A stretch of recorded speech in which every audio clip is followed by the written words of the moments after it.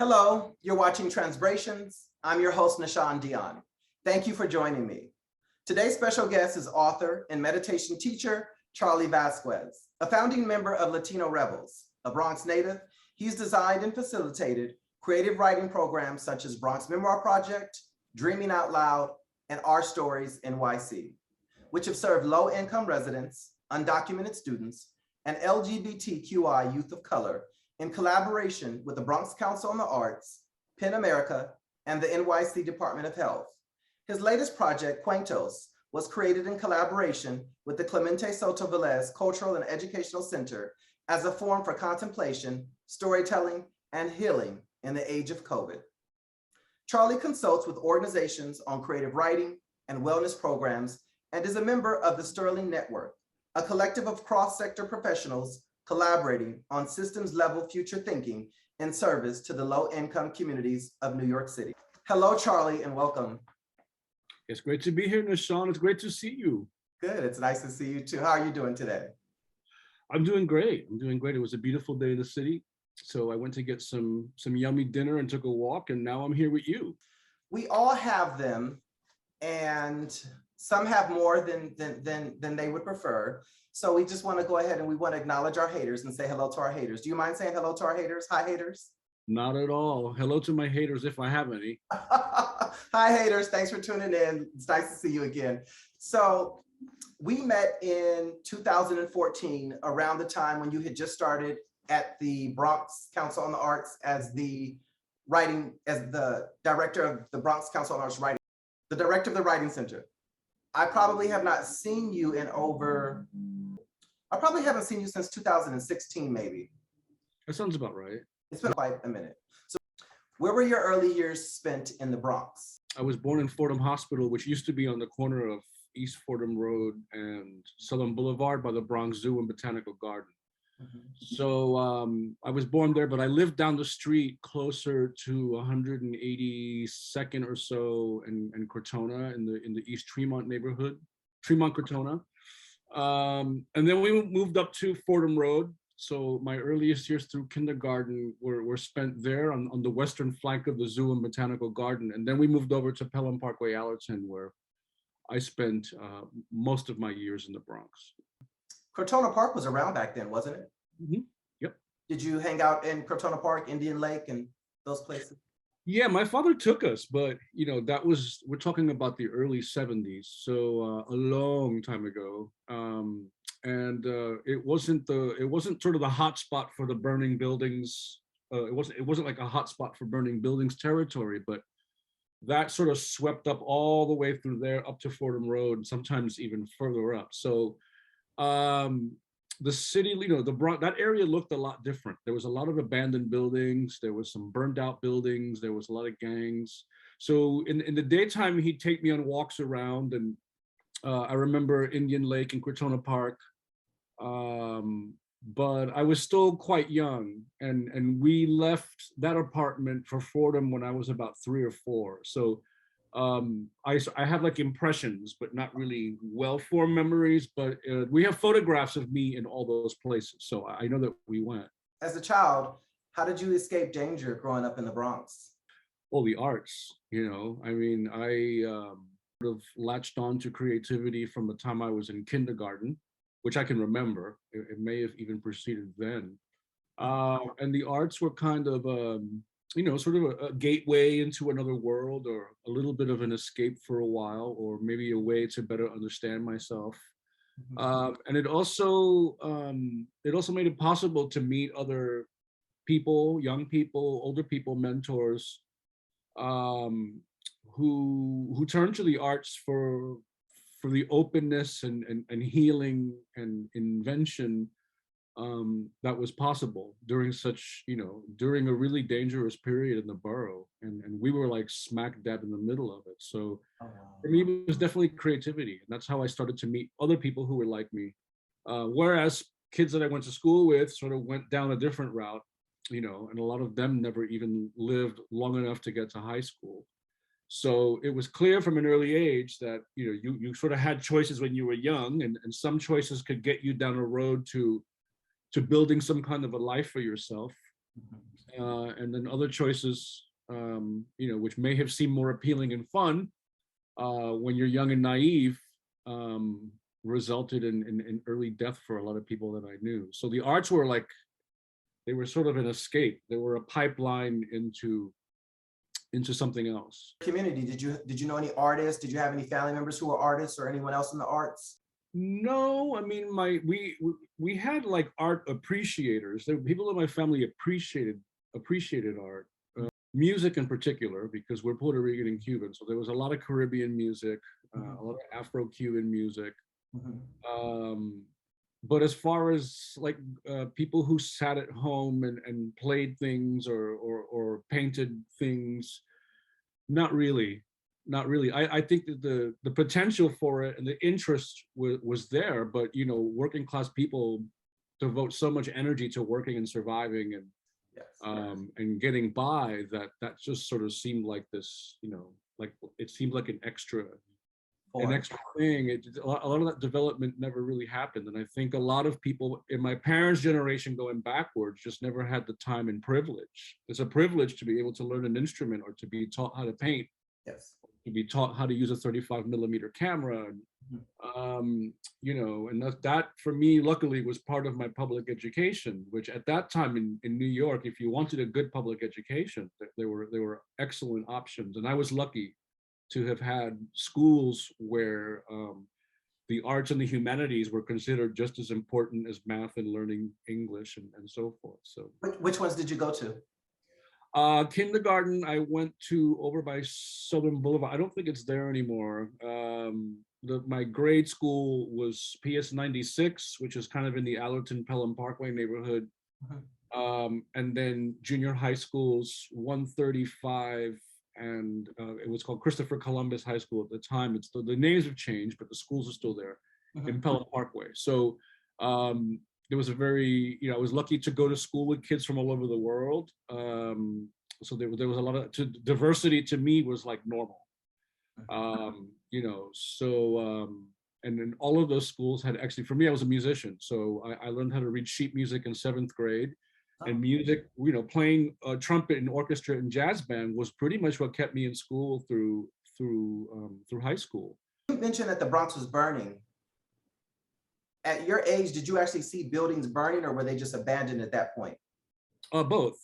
I mean, I saw abandoned buildings more often because sometimes the fires happened at night, which I didn't see. But the Bronx always smelled like burning wood. So much so that when I went to the West Coast and we lived in the suburbs, I wasn't used to people burning fireplaces. We didn't have fireplaces in the Bronx. I remember walking around the suburbs in the West Coast going, my God, there's a building burning. It's a building burning. Why does it always smell like there's a building burning? And my aunt said, no, that's the smell of fireplaces. So that's how prevalent the scent of burning wood was in the air. But I did see some fires. And over by us, when we moved to Allerton, there was a big fire across the street, which wasn't necessarily part of the burning buildings, which we can get into. Well, that was arson. This was an accidental fire that caught up in the building across the street. And they were terrifying. When you're that age and you see this building and the ovens are exploding and people died, a lot of people died during that period. Yeah. But mostly abandoned buildings. We used to actually explore them. I'm writing about all this right now. I'm familiar with Southern and Tremont, and I used to live on a street called Elsmere Place. And I would always say that it was my nightmare on Elm Street. It was Elm Street. It was there was a double shooting one time. It was a lot of drama. I mean, I've seen a lot of drama and trauma and all kinds of stuff. I was so uncomfortable living there and so paranoid. No one ever bothered me. It wasn't me. It was the stuff that was going on with the neighbors and their conflict and stuff, and selling drugs and stuff. But it was a lot. It's called the Happy Hour fire. What was it called? The Happy Hour nightclub fire. Yeah, that was yeah. Whenever I walk by there, I know what the area is for, and it's kind of like a little closed off area, and I just know the significance of it. So yeah, but I've always heard, the Bronx is burning, the Bronx is burning. And I know, can you give, for people who, are tuning in, can you give us some historical context regarding what was going on? I can give you a general overview quickly. So the Bronx at one time was kind of a middle class. It was kind of like this desirable place for white New Yorkers in Manhattan to move to, because it had a lot of green space and these huge, beautiful buildings, a lot of which is still here. Mm-hmm. And then what happened was in I'm gonna guess like the mid 20th century, the mid 1900s, there was a big Puerto Rican migration to New York City in general. And I can speak in terms of my family. There was also a separate Black migration that happened coincidentally around the same time. So a lot of people of color and poor immigrants and a lot of low-wage workers started moving up into the Bronx, and it created this vacuum of white flight where a lot of the white people left for the suburbs. And they took their sort of tax dollars with them. So, property values started dropping, and there was more people like us around. And unfortunately, over time, the city stopped investing money. There was multiple factors. And what happened was landlords, sometimes their only way out was to get the insurance payout for their buildings if their buildings were to burn down. So they would hire arsonists.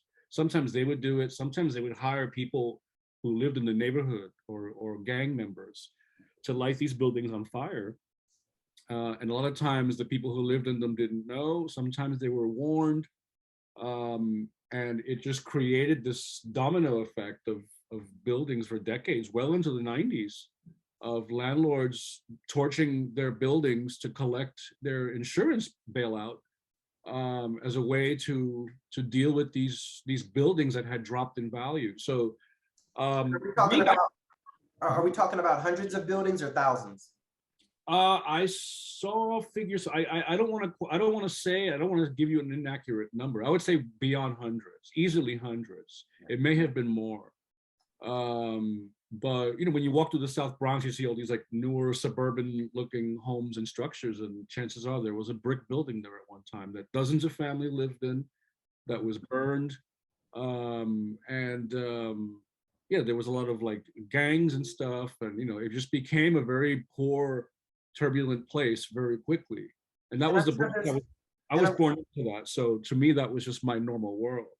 And I'm sure there's a number of books written about all of that, correct? It's very, very well researched. And so it was like I don't know, for lack of a better word, it was almost like a war against poor people, Did any of those people, when they were setting the places on fire, some of the residents didn't know, were there deaths? Did some of them get hurt? Of course, yeah.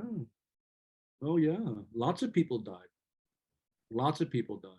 So there was a famous baseball, I think the World Series may have been going on or something, and Howard Cosell was a very famous sports commentator, and they had a helicopter flying around the South Bronx near Yankee Stadium, and it's a very famous story how he said, "The Bronx is burning." There was a building burning while the game was happening.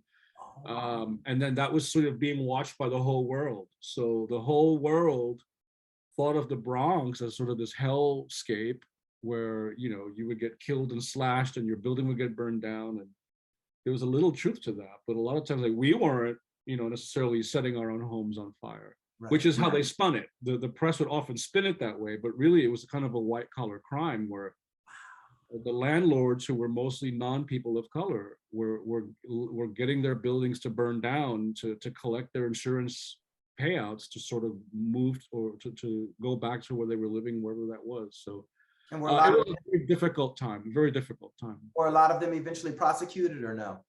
That I don't know, because I was young and I left, as you know, I left when I was young and came back way later.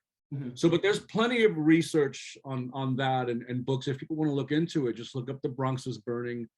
And you want to look at it started getting really bad in the 60s, and the 70s became the most notorious decade. And it also got bad in the 80s. And by the 90s, it started to sort of reverse and clean up and rebuild. But the Bronx of the 70s and 80s, when I was a kid, was a really tough. There were nice neighborhoods too, don't get me wrong. Mhm, But sort of below 180th Street mhm. was very, very difficult for that reason, especially. You said you learned to read sheet music when you were in the seventh grade, Third grade. in the third grade. And Mhm. how did that happen? They kind of went around and figured out which of us had musical talent, and they put us into a third grade music class where we learned how to play the recorder, the little plastic flute. It looks like a mini clarinet. And I took to it really well. I learned how to read sheet music very quickly. I also had a very good ear for music because we listened to a lot of different music at home. So, um, and I was just kind of just curious anyway. But I had a natural knack for music and also an ear for picking up sound. So that became my favorite thing about school. And so who were some of the earliest musicians that you were fond of or that you remember hearing often? You said Caribbean We music. listen to salsa music, so all the usual suspects: Hector Lavoe, Celia Cruz, Johnny Pacheco, the Fania All Stars. Arsenio Rodriguez was a Cuban guitarist and singer, songwriter. A lot of the old guitar tributes. So the first music I knew was kind of the Puerto Rican and Cuban music that my parents listened to. My dad was from Puerto Rico. My mom was born in New York. So she was sort of the first bicultural native New Yorker. So she could go from the Beatles to salsa music like this. Whereas my dad was more traditional. Everything was sung in Spanish, and he was open to American pop music, but it really wasn't his thing. And my mom, it was eclectic. We had like record soundtracks from like Saturday Night Fever. There was like a Beethoven disco song on there. So and just because of where we lived and how New York radio was at the time, I used to like explore the radio when I was a kid.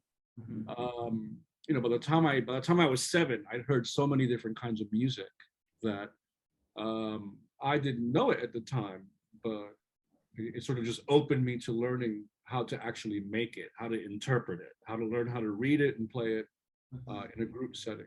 As a child, you pretty much were already on your path to being an artist. Very, very young. Yeah. I didn't, I'm writing about it. So Spanish was spoken at home more than English. When I went to kindergarten, I was totally confused. Totally confused. Mhm.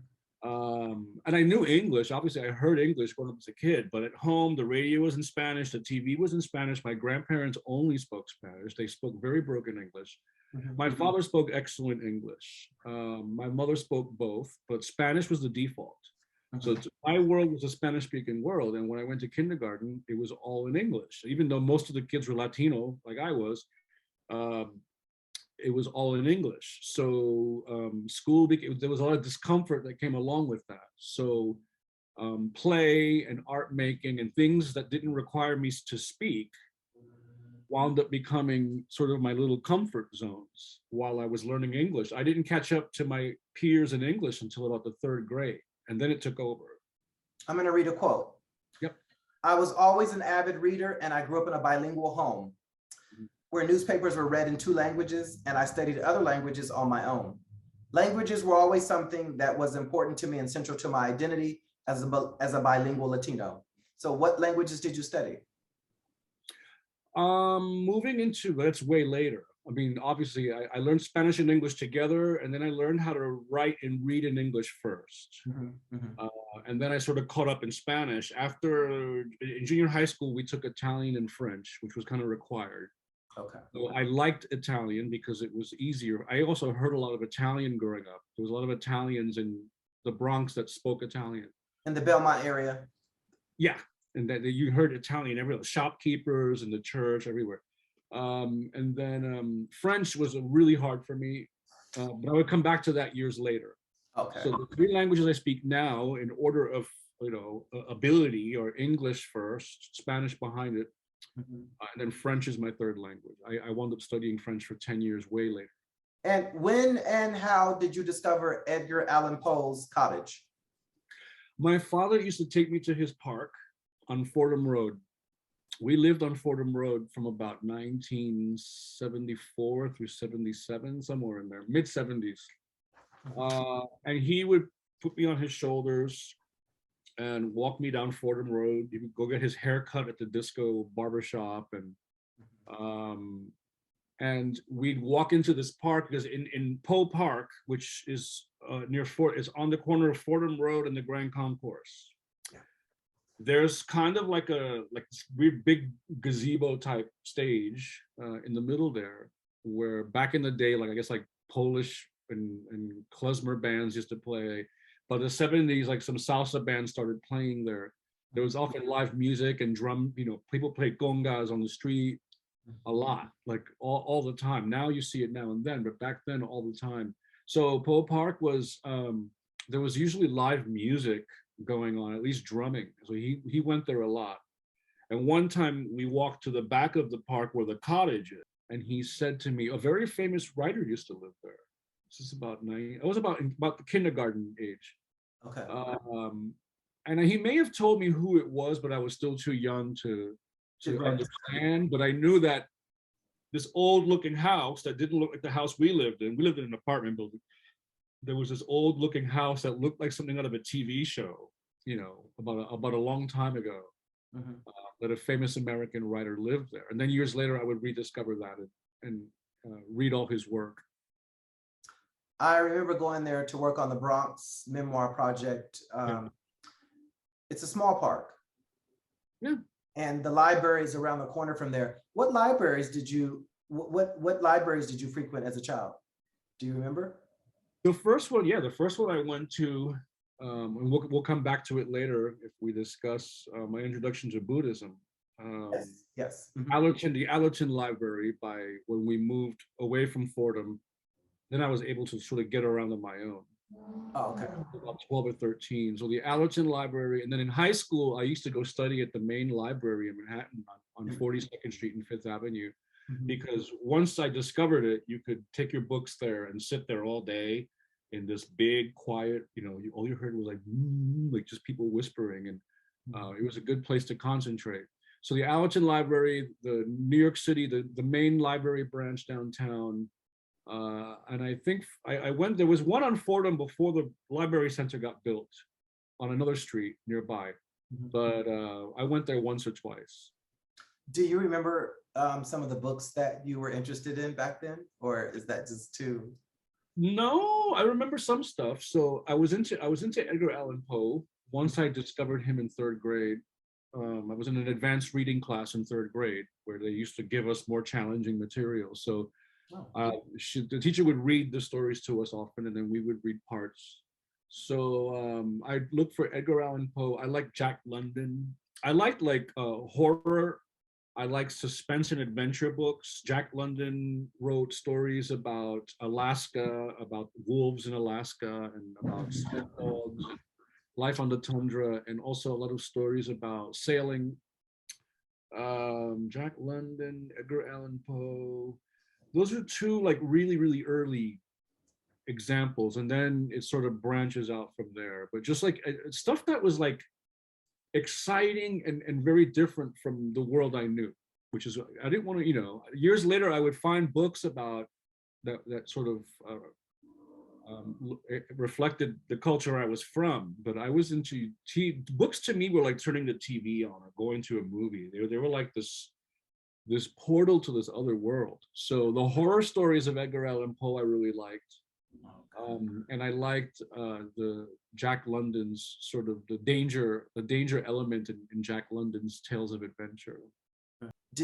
Growing up, did you often see a lot of things that left you shaken or nervous or scared in the Bronx, or was it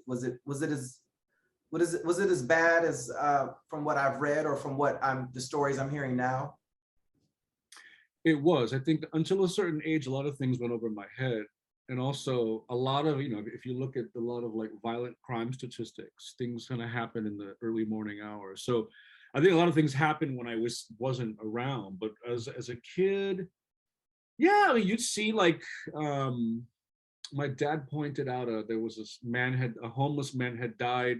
He was living behind a dumpster.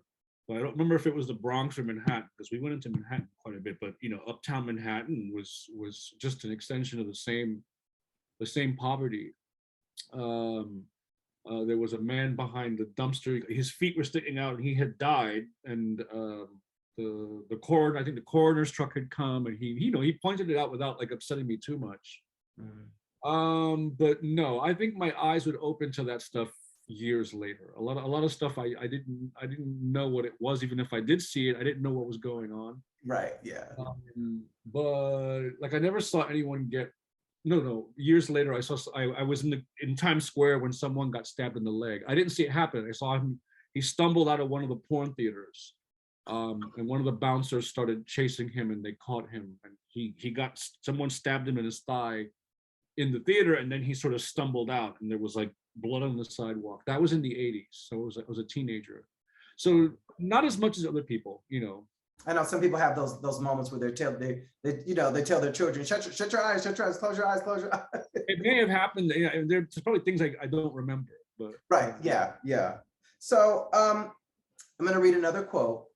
At 17, I moved to the West Coast to become a rock star. It didn't exactly work out, and I'm grateful for that. So who were your favorite rock stars? Well, at that age, in my teens, let's say the first music that I sort of latched onto that was not the music my parents listened to, and it was not the music I had to learn in school, which was like classical music, jazz, marching band music, Christmas, holiday music. Like the first records I wanted to buy that were my own, it started at around age 10, 11, 12, until I became a teen. I was into really a lot of early rap music because I saw it just happen. There was a big roller rink around the corner from us called Skate Key. And like Run DMC used to perform there. And we just happened to live around the corner. And we used to go roller skating there on like, family days, on the weekends and stuff. So this was during the transition from, I started paying attention when the transition from disco to early hip hop started happening. So in 1978 or 79, we were roller skating to Good Times by Chic, right? So the question shouldn't be rock stars, it should be rap stars. It gets to that. It gets to that because rap stars for me were my first rock stars. We were dancing to Good Times by Chic, and then after Rapper's Delight came out in 1980, we were dancing to the same beat and the same bass line, but with a rap over it rather than the soul vocals. So I started opening my eyes to the world when rap was sort of developing out of disco and dance music, before gangster rap and all that, early, it's like early 80s. So that was my big thing. By the time I started discovering synthesizers, I had friends who had electric keyboards at home that you could manipulate the sound. I started listening to a lot of British synth music or synth rock, like Duran Duran, Depeche Mode, New Order. We called it New Wave at the time, but that wasn't really an accurate description. And for me, being a musician, I really liked where these British groups were taking new sound possibility, because they were making sounds with this technology that had never existed before. So by the time I went to the West Coast, I was into electronic music, and I moved out there to play in what are called industrial bands, which was like a hard, like Nine Inch Nails sort of branched out of that and became more poppy. But there was this whole underground at the time. There was I experienced a sequence of underground, starting with like the rap underground, to then like synth pop, to then the punk and industrial and goth undergrounds, which were like, when I discovered that stuff in the East Village, I didn't know anyone in the Bronx that was into that stuff. It was like, so that was what I went to the West Coast to do, was to play in sort of an electronic rock band. And at that time I played guitar. I learned how to play guitar. So discuss your band and the band members. How many were there? It happened very organically. So I got a job bussing tables at this like a cafeteria. There's like all these different restaurant stalls, and there was like a common eating area. So they hired me as a bus boy. I was 17. I was probably making minimum wage. And one of my manager, who was a couple years older than me, was also, he had moved to Portland, Oregon, where I moved to, where my mother's family lived. He had moved there from Florida. So we were kind of comparing notes about the new place we lived and where we were from. And then it was discovered that he also liked a lot of electronic music. Mhm. So they said, well, why don't you're a musician, even though I wasn't playing, because he didn't consider himself a musician. He was more interested in manipulating the sound. So I said, all right, well, if you want to start getting equipment, and then the two of us sort of started with this idea. Then this third girl who I went to work with for a long time was also working in the same business. She played guitar and violin and sang and wrote music, which I didn't do yet. And then this fourth member, Donnie, came to visit with his dad while they were looking for houses. They were from California. So a few months later, the four of us started this group. It just sort of happened very organically. We all met at the place where Donovan and I and Caitlin worked, where Donnie happened to come eat with his dad. And then she left to start her own thing. We continued as a trio. And then my best friend from the Bronx, Edgar, who's also Puerto Rican, he moved, and a musician, he moved to Portland. And then the four of us continued and recorded and opened for some really big name bands for a while. And what was the name of your band? It was called Factor Red. There's one track on YouTube from the vinyl that we recorded, but I lost track of all those masters and stuff. And Oh, okay. A lot of fun. Did you have any mentors that for helping you out with that specifically, being a musician, being in a band? I had mentors who were older musicians who taught me guitar chords, and they taught me sort of musical technique. Who had more like rock guitar experience than I did. So a little bit there, but mentors, musically speaking, not a whole lot. I mean, I guess my music teachers in New York who taught me about music and educated me on music culture, in addition to reading, and pushing me to become a better musician. But by the time we started the electronic music on the West Coast, we were pretty much flying solo. We were like 17, 20 years, we were just kids, but we managed to get this band together all on our own. How did you start writing? What were some of the first things that you wrote? Story writing? Writing in general? Oh, okay. So it's a little non-traditional. I became a writer as a songwriter. So in the group I was telling you about, I would start buying little like notepads to write lyrics in. And then I left that band to play in another band they already had a good songwriter. So I was able to just write for myself. And then I made the discovery that I wasn't so much into the music in songwriting. I mean, I did like the music and songwriting. It was an ability that I had, a talent that I had.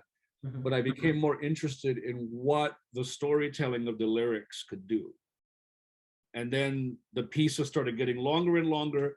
The notebook started getting bigger and bigger.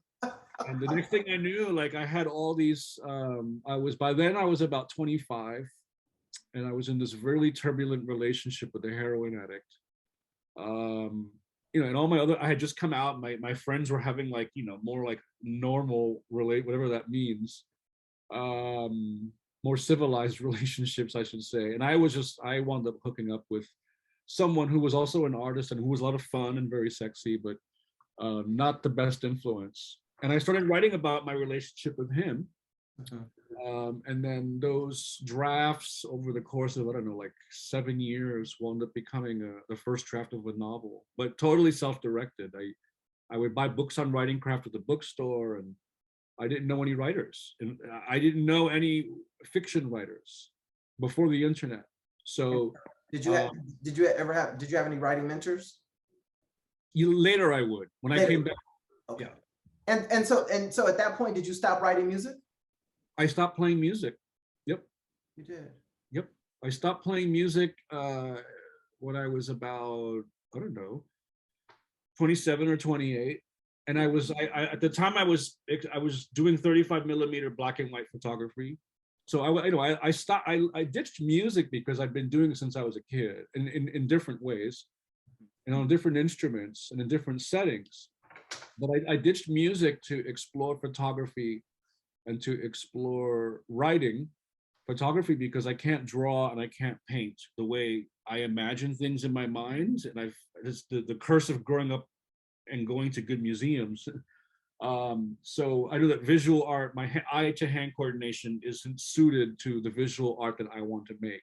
And photography was a way to produce visual media that I did like, which meant that I was photographing all the people I was hanging out with in the queer underground. As a teenager, you didn't like going to Orchard Beach because of sun exposure. You spent a significant amount of time in California and Mexico. Did you enjoy the beaches located there? Yeah, they were quite beautiful, but the water was colder than I expected. The water was colder than you expected. But they were clean. But they were clean? Huh? Okay, okay. My coming out as a queer Latino began in 1998 when I moved to the West Coast to expose my most shameful and sensitive feelings.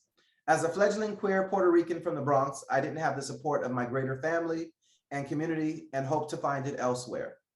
This was what I wanted when I went to live with my mother's family in Portland, Oregon, where I hoped to live as I was only able to dream back then. My options were limited as a working class 17-year-old Bronx Boricua. So I went to explore to see what I could find. What did you find and were you happy with the results? I would say it was a bittersweet outcome because I did eventually come out when I was about 21 into a relationship. So that was pretty cool. The relationship that you mentioned earlier? No, the one before that. Oh, okay. The one before that, yeah. So my first boyfriend was also an artist. He was a visual artist. He's still around. Oh. And we had lots of friends in common. So what did I discover? I discovered queer underground clubs before I was drinking age legal. We had an excellent nightclub that played more like pop stuff downstairs. They did the drag shows, and then upstairs they had the goth industrial spot where I hung out mostly. So there was an underground. This is like in the late 80s, and the underground was still very vibrant. And these spaces were, there was an element of danger, when you went on the weekends and it was packed and sexual tension and people were doing lots of drugs and it wasn't always good. There was sort of a toxic element to it at times too. But I think that people, the liberation that I discovered, people going to these spots just like I was, maybe everybody had their own sort of reason, but people coming to these spaces where they could be as they wanted to be, even if it was just for a few hours a week. So people really, they would dress up and become, they would put on wigs and become different people, or they would dress up like storybook characters, like club kids, different, who do I want to be tonight? Just make up a character and be that character, stay in character all night. Yeah. So, and that was exciting to me as a creative person. So I think that the liberation, being able to meet other young men who were interested in being with young men was exciting because I had only imagined it before. But also seeing like the different shades of queerness, I think that was around the time that the T got added to LGB, the T was already there. The Q maybe didn't get added yet, but meeting, no, I met transgender people in the Bronx when I was a kid. But anyway, I didn't know as many like women, like lesbians, lesbian identified women. That was a whole new universe. And then, I think what happens in that club scene, that evolves into the bar scene when you become of a certain age and you're able to make that transition. But I found that if you don't create a life for yourself outside of there, it can become a prison. And I saw a lot of people succumb to, especially when meth exploded on the West Coast, which was before the East Coast. It sort of happened out there and made its way this way. That was pretty traumatizing to see people I knew, develop addictions and just these coping mechanisms to deal with the difficulties of being a queer person. And then these addictions taking over and destroying them, so. And is what you were mentioning as far as the bittersweetness? Yeah, bittersweetness, I think, and there's a lot of AIDS deaths still, I mean, the medicines and therapies we have now weren't even available yet, I don't even think protease inhibitors were around. So it was like after the AZT years, people, you'd meet someone on a Friday and you'd see them again the next week, and then you'd ask about them the week after that, and they didn't live long enough to get back to the club or the bar. And so when I came out, there was like the liberation, the color, the creativity of the LGBT community, the playfulness, those cool things were the cattiness, the flirtatiousness. That stuff was so cool because there was this loving element, but at the same time, there was a lot of substance abuse issues. There was a lot of internalized homophobia, a lot of addictions, a lot of fighting between people from, who identify as different things. So I discovered humanity it was humanity, it's like all the wonderful things and all the terrible things all thrown together. So what advice would you give to younger queer people who are dealing with the same shameful and sensitive feelings you experienced as a teen? Well, I think there's more tools now. Doesn't mean that it makes it easier.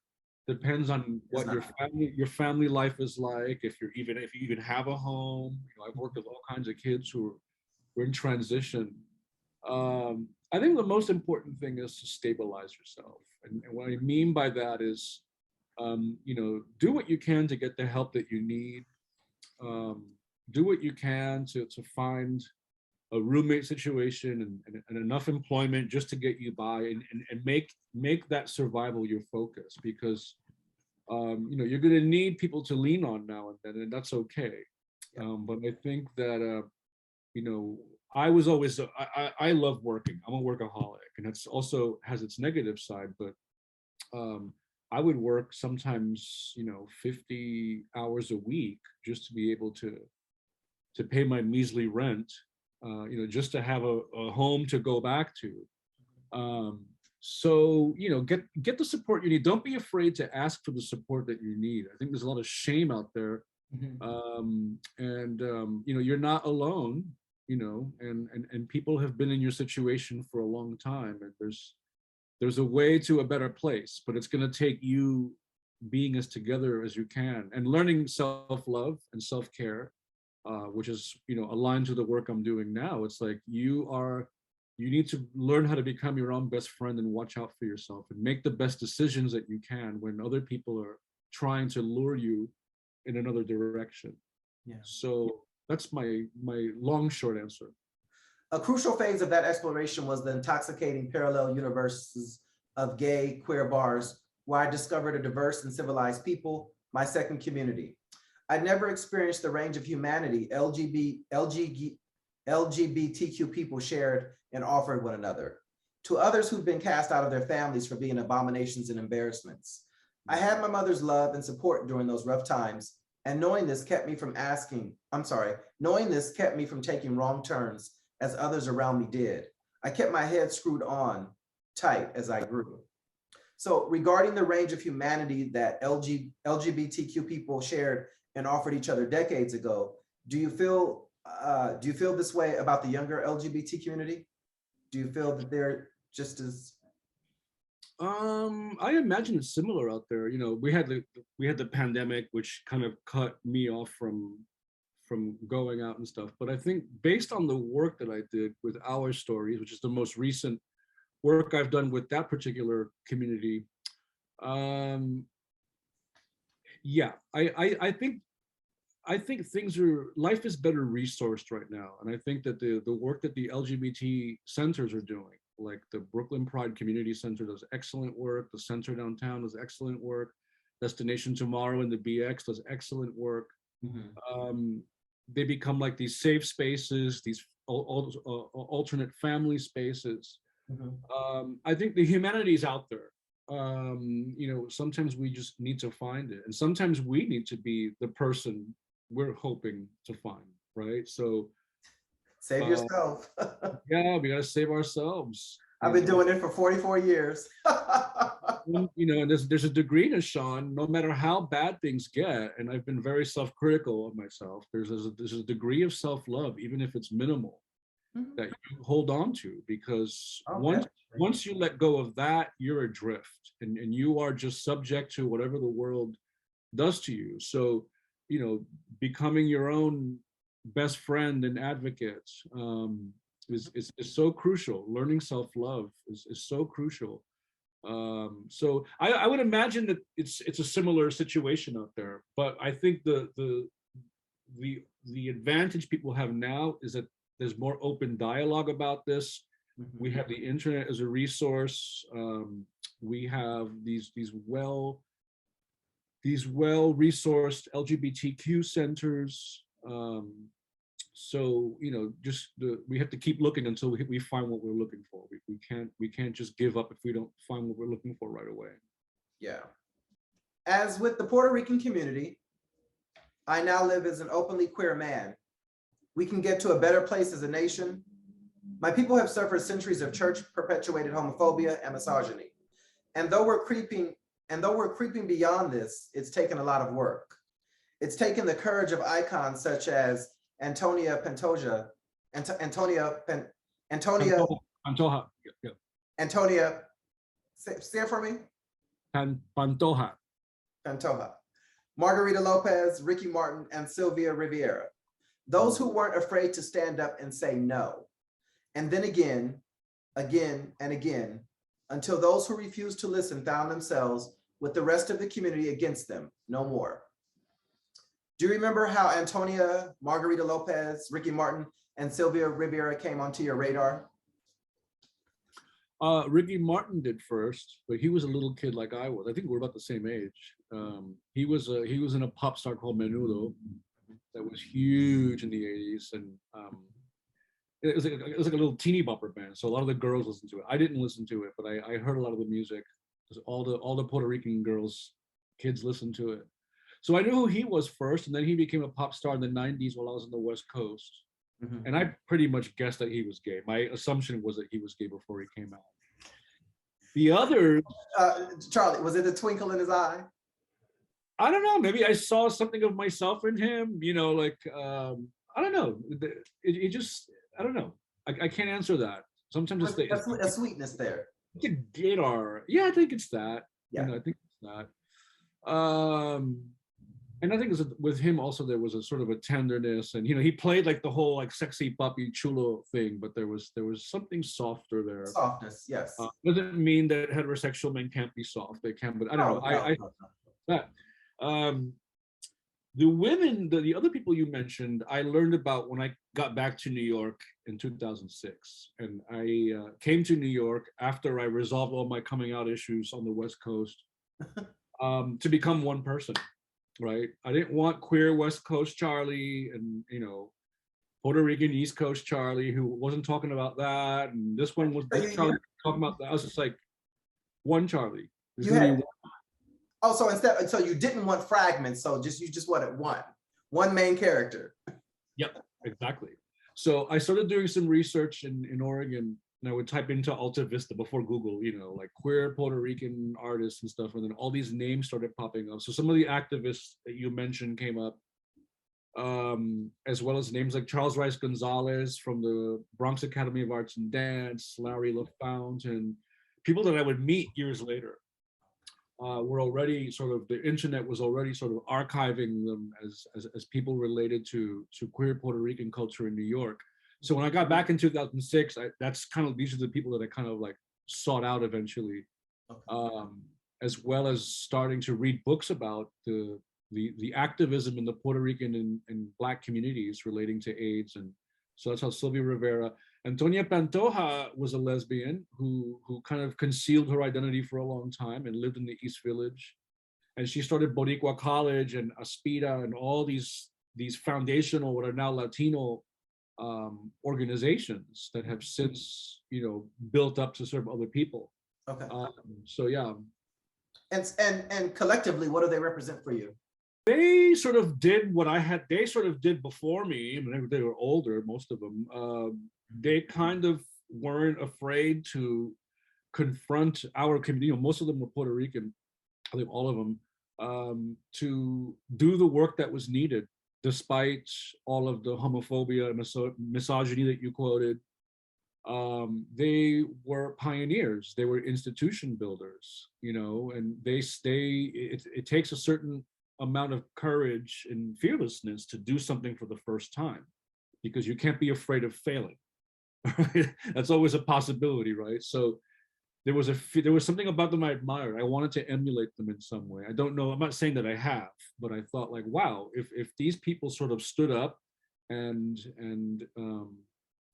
demanded their dignity from their own community, from their own people, why can't I do the same? Did you ever meet Sylvia Rivera? No, I've never met any of them actually. Antonia Pantoja died, I think, before I got back, and I've never met Ricky Martin. No, I didn't meet them. These are people I've read about. Writing craft has been my primary focus for over 20 years. Though much of my work springs to life where creativity, contemplation, and human rights intersect to inspire and unite. When and what did you receive your first publishing credit for? Oh boy. My first publishing credit was for a porno story. It was for an erotica story, as we called it. Angelic Snot is the name. Yeah, I wrote a story in 2002, 2001. And I hadn't been published yet. And then I wound up meeting a white gay male writer who knew about publishing and had friends in San Francisco who were published writers who've since passed away. Okay. And he said, well, the easiest way in, this is in 2002, the easiest way in is that the erotica collections are always looking for new voices. So they don't care if you haven't been published. They're looking for new stuff, new titillation, right? Right. So I wrote a story about this Latino guy who hooks up in a video booth. I'm not going to tell you. I just invented it, right?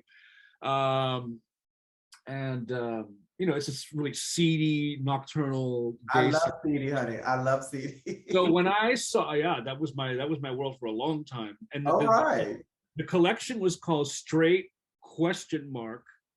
Volume 2. So there had already been a volume 1, and it was stories written by queer or gay identified men, getting it on with men who identified as straight, and whatever that could mean.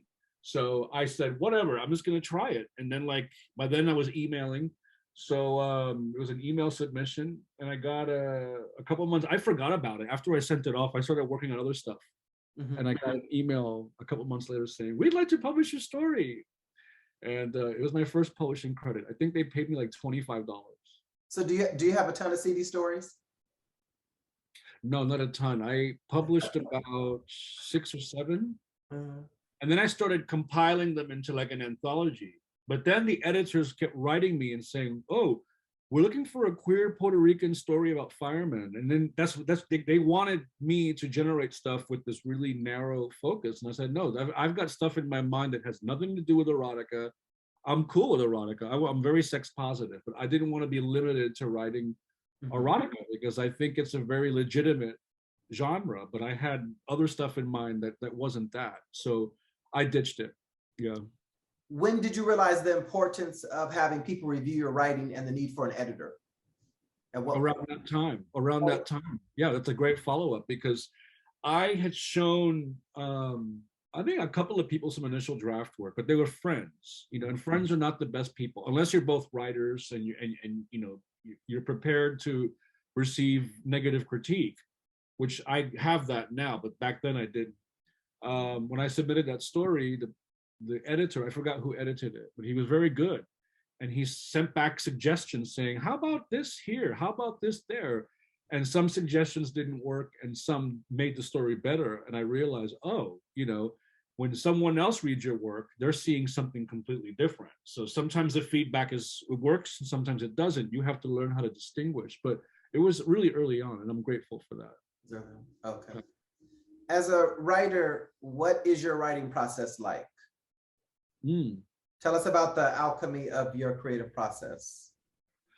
It depends on the format, but generally there's a spark. And the spark could be seeing someone or reading about something in history. And normally there's a character and some kind of a confrontation or problem or conflict. And it may even just be, I may just start with a scene and then invent the rest of it later.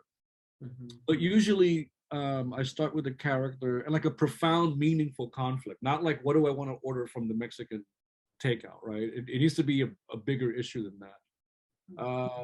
Sometimes it's seeing a historical building somewhere and imagining who lived there 200 years ago. Sometimes it's reading about something that happened in Puerto Rican history and using that sort of scenario as the background for some story to come out of it. So it's always different, but usually I think a lot of writers say the same thing or something similar. There's like this initial flash of something, you can see it, you can hear it, it's lifelike. It's almost like a memory that comes up, but it's not, right? And in fiction, you perceive it like a memory, like something that's happened that you can sort of go back and reference, and it feels real, and you start pulling the yarn from there, and you find out if it works or not. Okay. And what genre do you prefer to read? To read? Mm-hmm. Oh, these days it's been mostly Buddhist studies. So I'm putting fiction and all that stuff on creative nonfiction on hold for now. Oh, okay. Since you started writing, has your focus shifted to include human rights, or has that always been a part of your agenda? I think it's always been there, though I didn't set out to do it on purpose. And my first story, which I didn't publish till 2005, the novel, was about a young Puerto Rican actor who goes to the West Coast and comes out. And, it's definitely a story from a poor working class family in Spanish Harlem. Very much like me, but I tried to change some details so it wasn't exactly like me. I think in that story, looking back, he's sort of setting out to find happiness while also trying to recover some of the dignity that's been stripped from him from growing up in an environment and a family that didn't approve of who he was, not even who he wanted to be, of who he was. So I think that that's not like an overt human rights story. I think it becomes more political and more obvious later. But I think it's always been there. I think justice issues and I think justice has always been present in my work from the beginning. Okay. Since 2008, I've designed arts and wellness programs for the NYC Department of Health, the New York Public Library, Bronx Council on the Arts, PEN America, and the Clemente, serving frontline communities, LGBTQ youth of color, the undocumented, seniors, and others. How did you get involved designing wellness programs for those various communities? That's a great question. I think it was just an extension of my own work. So, like we discussed earlier, I turned to creativity for the healing it offered, for the space to work things out, for the discovery, for the inner and outer discovery, for activating my imagination. And when I started working at the Bronx Council on the Arts, after my reading series downtown, well, we'll start with the reading series. The reading series, I had a reading series from 2008 to 2011 that became an LGBTQ reading series for people of color. And it evolved into that as my networking changed. And I realized that a lot of writers, there was a lot of people out there who— Charlie, that was Hispanic Panic, right? Hispanic Panic. Gravitated to writing, poetry, whatever, like literary expression as a way of healing.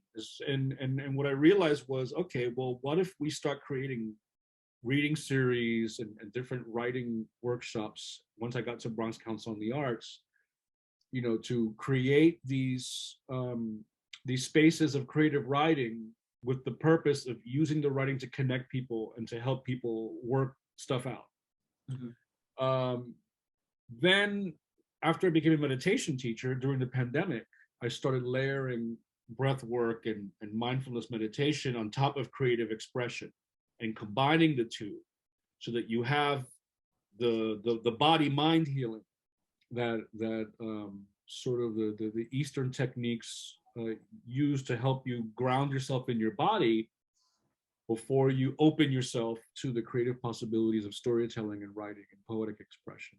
So really, it was just kind of an evolution of what I did and wanting to create forums for other people to explore that for themselves. And that's the work those are the programs I'm designing now for other organizations. So I hadn't been around for the glory days of the Nuyorican Poets Cafe, which had inspired me as a Puerto Rican New Yorker and a writer. Who were the founding Nuyorican poets, and did you form any relationships with any of the people and community there that you met? Some of the writers or artists? Well, I mean, it's most commonly reported that Miguel Algarin, who I did know, who became a friend, Miguel Piñero, Pedro Pietri, Bimbo Rivas. It's popularly contested, but there was a group of mostly men, and there were women too, like Sandra Maria Esteves early on, then Nancy Mercado. So the women had to make room for themselves in that mostly, man's movement, who formed who formed the Nuyorican Poets Cafe in the 1970s, and then it sort of grew into the 80s moving forward, and now it's here. So I was too young at that time. I was a little kid in the Bronx. I didn't even know this was happening. I never even heard the word Nuyorican until I saw the Piñero movie in 2002 or whatever. I never hear it anymore. It's still I hear it every day, but that's another story. Oh. But we call ourselves Puerto Rican. So, and I'm not offended by it, but it just seems a little awkward. Yeah, Miguel Garin and I became friends. I met him in 2010. He was still in good health. And we would just meet in the Lower East Side and buy a pitcher of beer. I'd buy him shots of vodka, and we would just talk about like what we were working on and what we were reading. So we would wind up, like plastered with these piles of books on the bar. And that was the way we kind of became friends, was discussing the literature that we were reading and the literature that we were hoping to compose. And it was very, very sincere, very, very, very simple. And I became very fond of him. Mm. But the others passed away long before I got back. So is the actual cafe still around?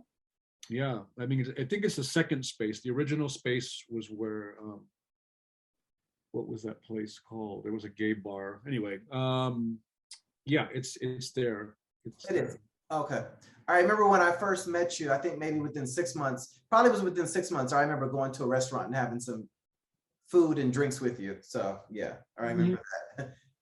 That was in the Bronx somewhere. I don't remember where. It was me. In South Bronx. It was in South Bronx, yeah. Me, you, and someone else. Urayuang, that's my partner now. It was, yeah, okay, it was him. I thought it was him. Okay. And so what does it mean to be a Puerto Rican writer for you? What does it mean to be a Puerto Rican writer?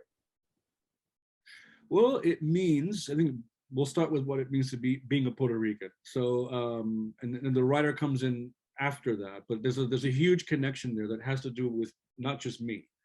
Puerto Rico occupies a unique political status in the world in that it is what's called a free incorporated territory or something like that. That's a fancy word for a colony, which means it's not its own country, though culturally it operates as if it were its own country, the way the Dominican Republic and Cuba do. But it more or less is at the mercy of the United States. So the United States has it on a leash. And more Puerto Ricans keep leaving to the mainland because the economy is so tricky there that people leave for better economic reasons, which they've been doing since the 40s when my family came. So that being said, being a Puerto Rican, I wouldn't say it's quite stateless because we're born with the U.S. We're U.S. citizens by birth, whether we're born here or in San Juan. So we have the citizenship, whether we want it or not. But it's a unique situation where when we come here, we come here culturally as immigrants, but we're not technically immigrants because we already have citizenship. Being a queer Puerto Rican from New York means that that was sort of the first political reality that I understood at home from my elders. Added to my queerness and added to growing up in an international city means that I also think about the world as a whole, and not just the United States, not just New York City, not just Puerto Rico. It means that there's a lot of conflict to write about. Being a Puerto Rican writer means that there's always conflict to explore. And queer on top of that, even more so. So that's good because good literature is driven, good storytelling is driven by conflict. So there's no shortage of it in my life. Yeah. It is driven by conflict. It really is. Okay. What poets changed your life and how? Poets. Interesting.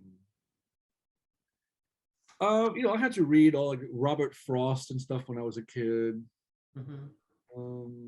I did like Shakespeare's poetry as a kid. I'm trying to think of when I was a kid. Oh, Langston Hughes. The first literature that I came across that made me think of people I knew was literature from the Harlem Renaissance. So, and I'm horrible with quoting the names of poems, but Langston Hughes, I would say I really liked a lot. I liked Edgar Allan Poe's poetry, which he's not as, well, he's known for both. And then later on, oh my God, that's a really, really tough question. I would say Charles Baudelaire from France, who was a Parisian poet who drank a lot of absinthe and wrote about lesbians and vampires and dead bodies in the park. So I like darker poetry. I would say those are some of them. There's so much, Nahshon, that it's hard to even begin. But those are some of the most obvious examples that pop up from childhood through adulthood. I'll admit that I'm a bit of a classicist when it comes to poetry and the fine arts in general. So I'll blame the long line of queers and other renegades that created most of it. The 5 poets that changed my life are in no particular order. You mentioned Charles, you mentioned Edgar, you didn't mention Federico Garcia Lorca. Did I mention his name? Did I pronounce his name right? Very good, yeah. Raw Spanish fierceness, Gypsy, let me lift your skirt and have a look at you, open in my ancient fingers, the blue rose of your womb, the foundation of queer literary, how do you say it? Latinidad? Latinidad, yeah. Latinidad.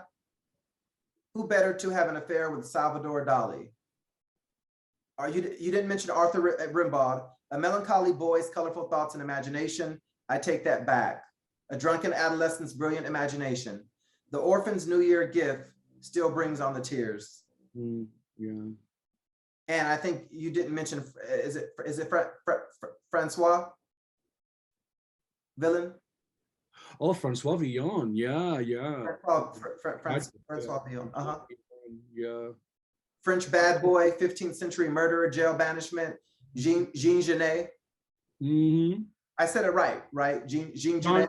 Jean Genet, yeah. Jean Genet. I had Sarah Shulman on and I was mentioning it and I get so tongue-tied with some things and I hate it.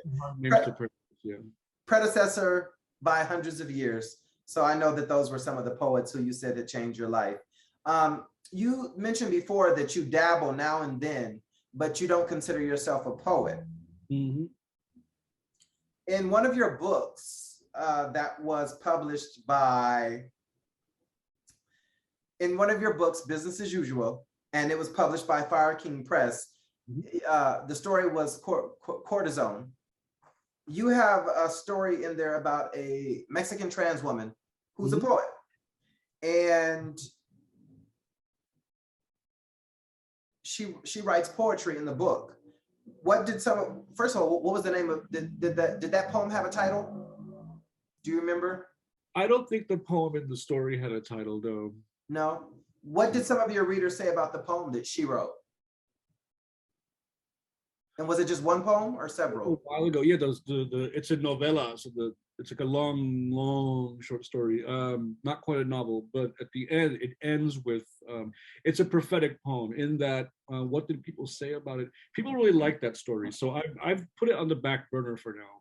And I was living in Baja, Mexico, and I wanted to write about someone who was really different than me. So I ran into this transgender woman as she was crossing the street, and the wind was blowing her hair around, and she seemed so cool. She had these like cowboy boots on, and I thought, like, what's her life like? And I was spending a lot of time by myself at that time. So I just imagined, I just use her as sort of the visual for this character that I just developed with my imagination. She was a spark for you.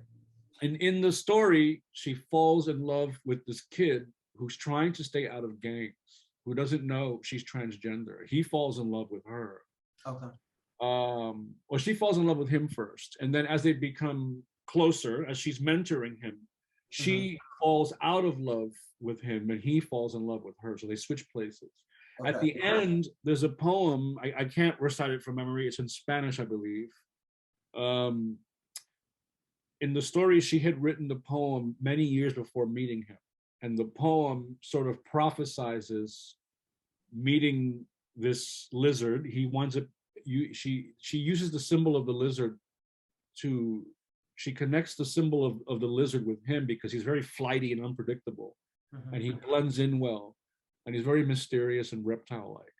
And in the poem, she prophesizes the story that you just finished reading by the time you get to it at the end. So that's kind of a long way to say it, but I don't remember what people said about the poem, but people really liked the story in that it was set in a country I'm not from, and there was sort of a freedom that it afforded me as opposed to writing about New York or the West Coast, which I know too well. Okay. In a 2010 interview, you commented, "There are lots of new voices out there that no one really knows about yet. So maybe it's just hard for gay Latinos to get published. I don't know." Over a decade later, do you still find this to be true? Yes and no. Right now, there's two things happening in Latino literature. There's a proliferation. There's lots of poetry coming out, which I think is a great thing. There's a lot of women's stories coming out, like in memoir and creative nonfiction.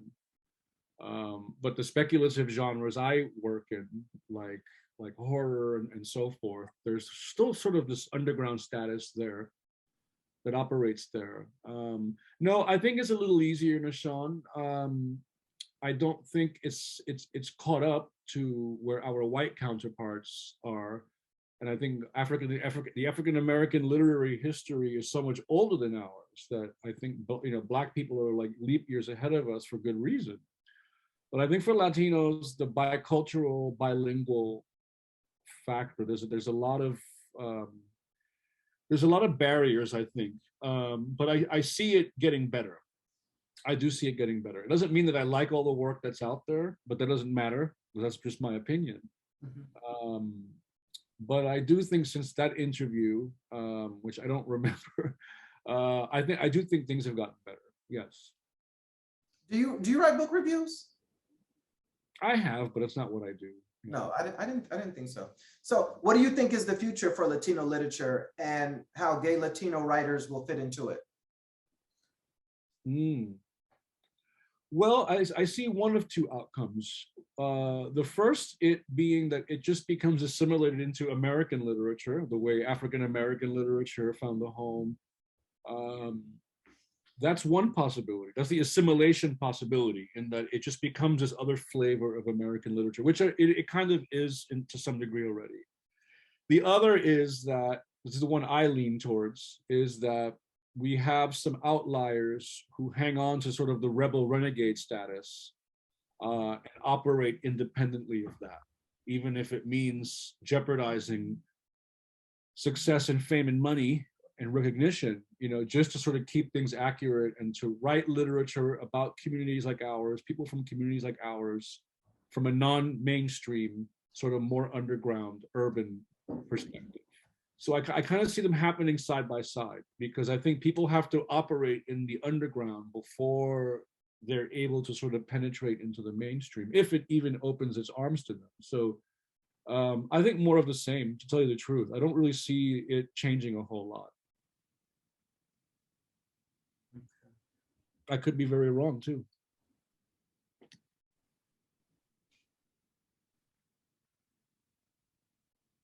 And so we mentioned Hispanic Panic.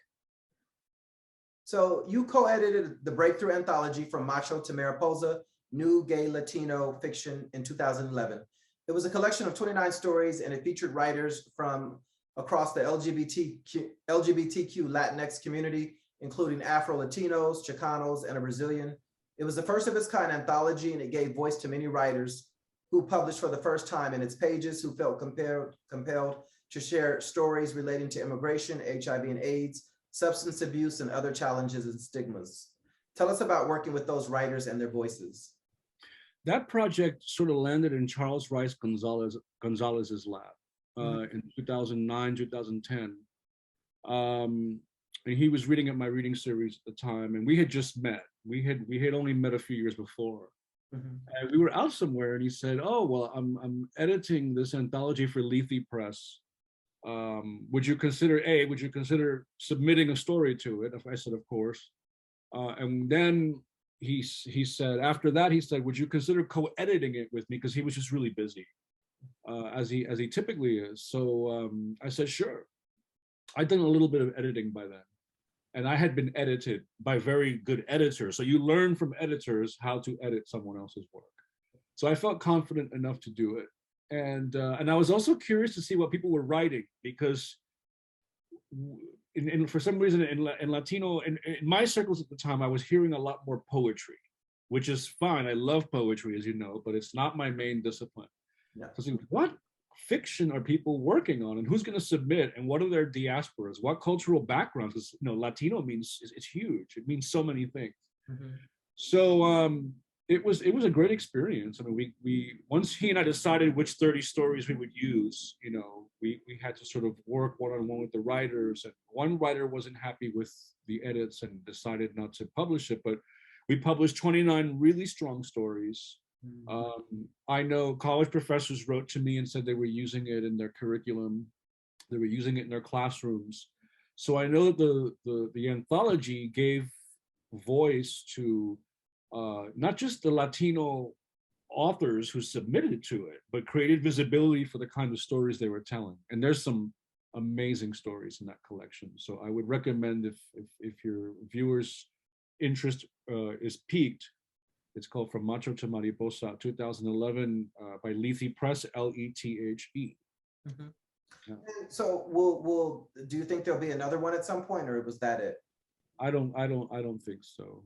Yeah. And have you followed some of the contributors, the writers? Do you know how they fared in life, or?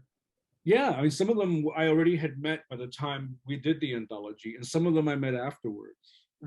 My impression is that the ones that are on my radar are still, a lot of them are still writing. A lot of people also had their first stories published in that collection. So there's been a few people who don't seem to be writing, but at least they had the opportunity to do something at that time. And it's fiction. Was that the first anthology? Was that the first anthology that you had co-edited? That I co-edited, yes. There was an anthology before it that I never saw because it went out of print.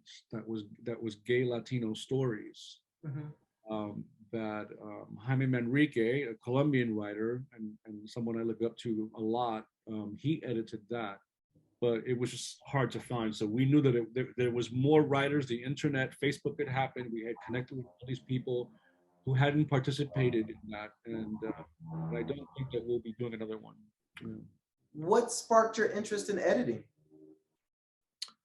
Storycraft, studying storycraft. And I thought, and when I started understanding what editors did for my work and how they were able to often make it better, not always, but more times than not. I thought, well, Charlie, don't give them too much credit, right? I know, don't meow.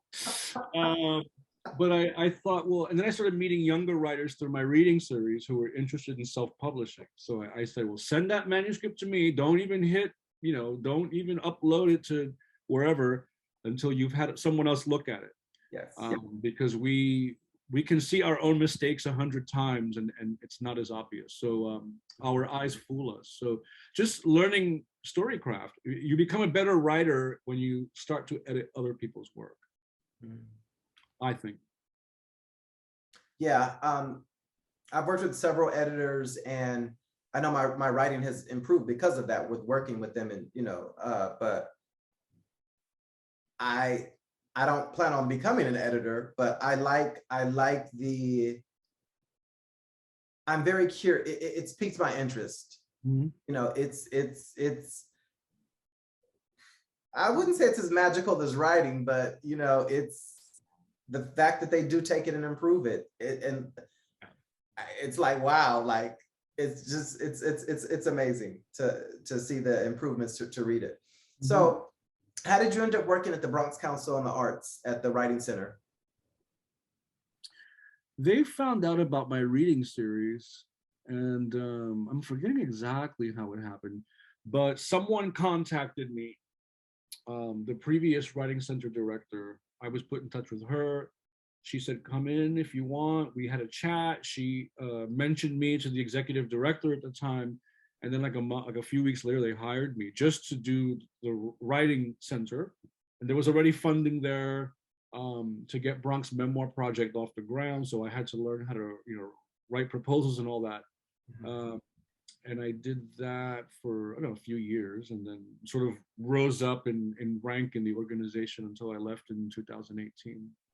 And Great fun. I mean, it was an honor to serve the people from the communities I grew up in. I never would have imagined that when I left New York when I was 17. So that was just magical, that you would return in that capacity. Yeah.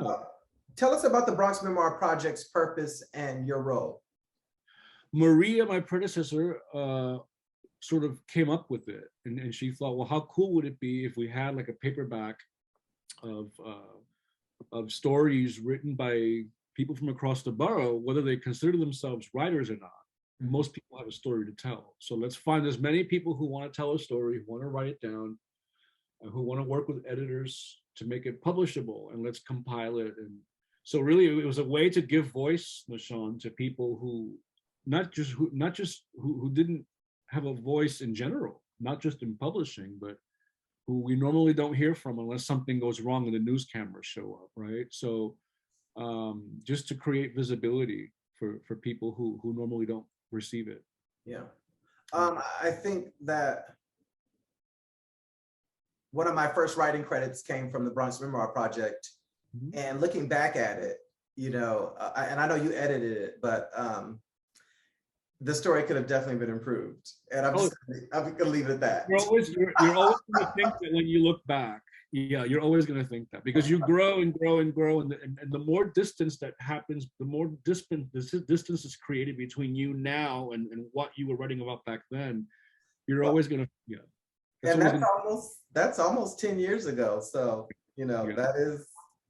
that's because if you said no, it's perfect as it is, then you haven't grown as a person and as a writer, right? So it's always going to be a sign of growth. So let it go and move on to the next thing.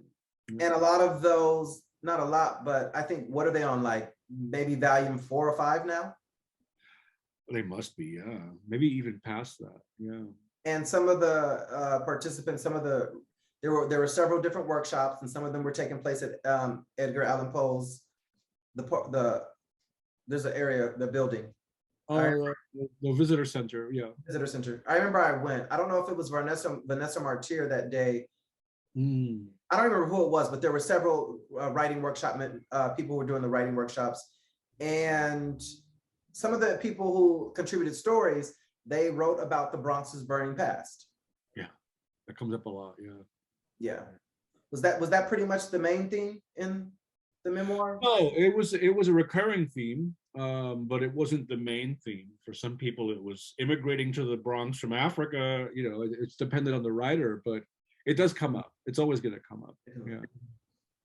Artists and writers are familiar with the trans state that can be experienced during creation when large blocks of time pass unnoticed. These meditative respites from the stress of urban life can be achieved through visual art, movement, and writing, and their cathartic and curative benefits have become central to the missions of organizations such as the Bronx Council on the Arts, which programs creative writing sessions to at-risk teens in the detention and homeless shelters through its Bronx Writers Corps program. Working on different creative projects, I noticed that time would often go past unnoticed. I noticed that time would often would pass unnoticed. Like, that's the editorial question. Monday skip to Sunday. Regarding your creative projects, when did you start realizing that you experienced trans states? I think when I stopped playing music, when I started writing, because I started as a musician and then I sort of started writing then other things. But I think when I would sit down at the computer with my notebook and I would start like at 11 a.m. and I would just keep pouring coffee, keep pouring coffee, you know, and then I'd be like, oh my God, I feel dizzy. Why do I feel sick? Mhm. And I would look out, and in the winter, it'd be dark outside already. And I'm like, oh my God, 5 o'clock. I haven't even eaten. I've been drinking coffee for 6 hours, you know? And so it's called the flow state. I've since done research on that, Nahshon. It's called the flow state. And it's scientifically, they measure it, it's known. And it winds up becoming this space of, you know, you're not as self-conscious, you're not thinking about your problems, you're not dwelling on negativity, you're just sort of suspended in whatever world or whatever thing you're making.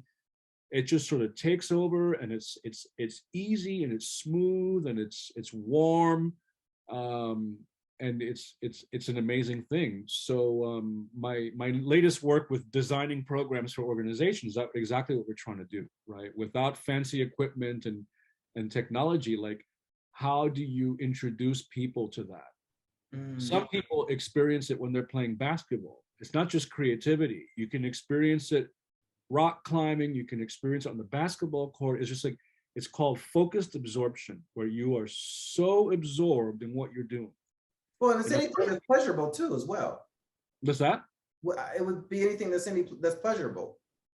It is, there's a sense of pleasure too, but video games are pleasurable, but that's not necessarily a flow state you're in. It's a state of like hyper excitement, right? So it's a very particular kind of engagement. And we also achieve similar states in meditation and yoga. And so how do you combine that to help people deal with the PTSD from the pandemic, with whatever issues they were already dealing with before that? So, but the flow state is magical. Once you experience it, you always go back to it because it's like medicine, right? Yeah, yeah. When I lived on Elsmere Place, I would be in my apartment for days and days, and you know, writing, and you know, I would go to Dunkin' Donuts, and I would go for my little coffee breaks. You know, go get the Sunday paper, go get me some apple pie from Popeyes and some fried chicken, and like I gained weight, but I would go for these long walks through Crotona Park, and you know, it would be in the winter, and even, you know, there would be snow. It would just be so. First of all, I needed to get out of the house. Like, I had to give myself. Walking is another one. Walking is another flow state that you get into. Yeah.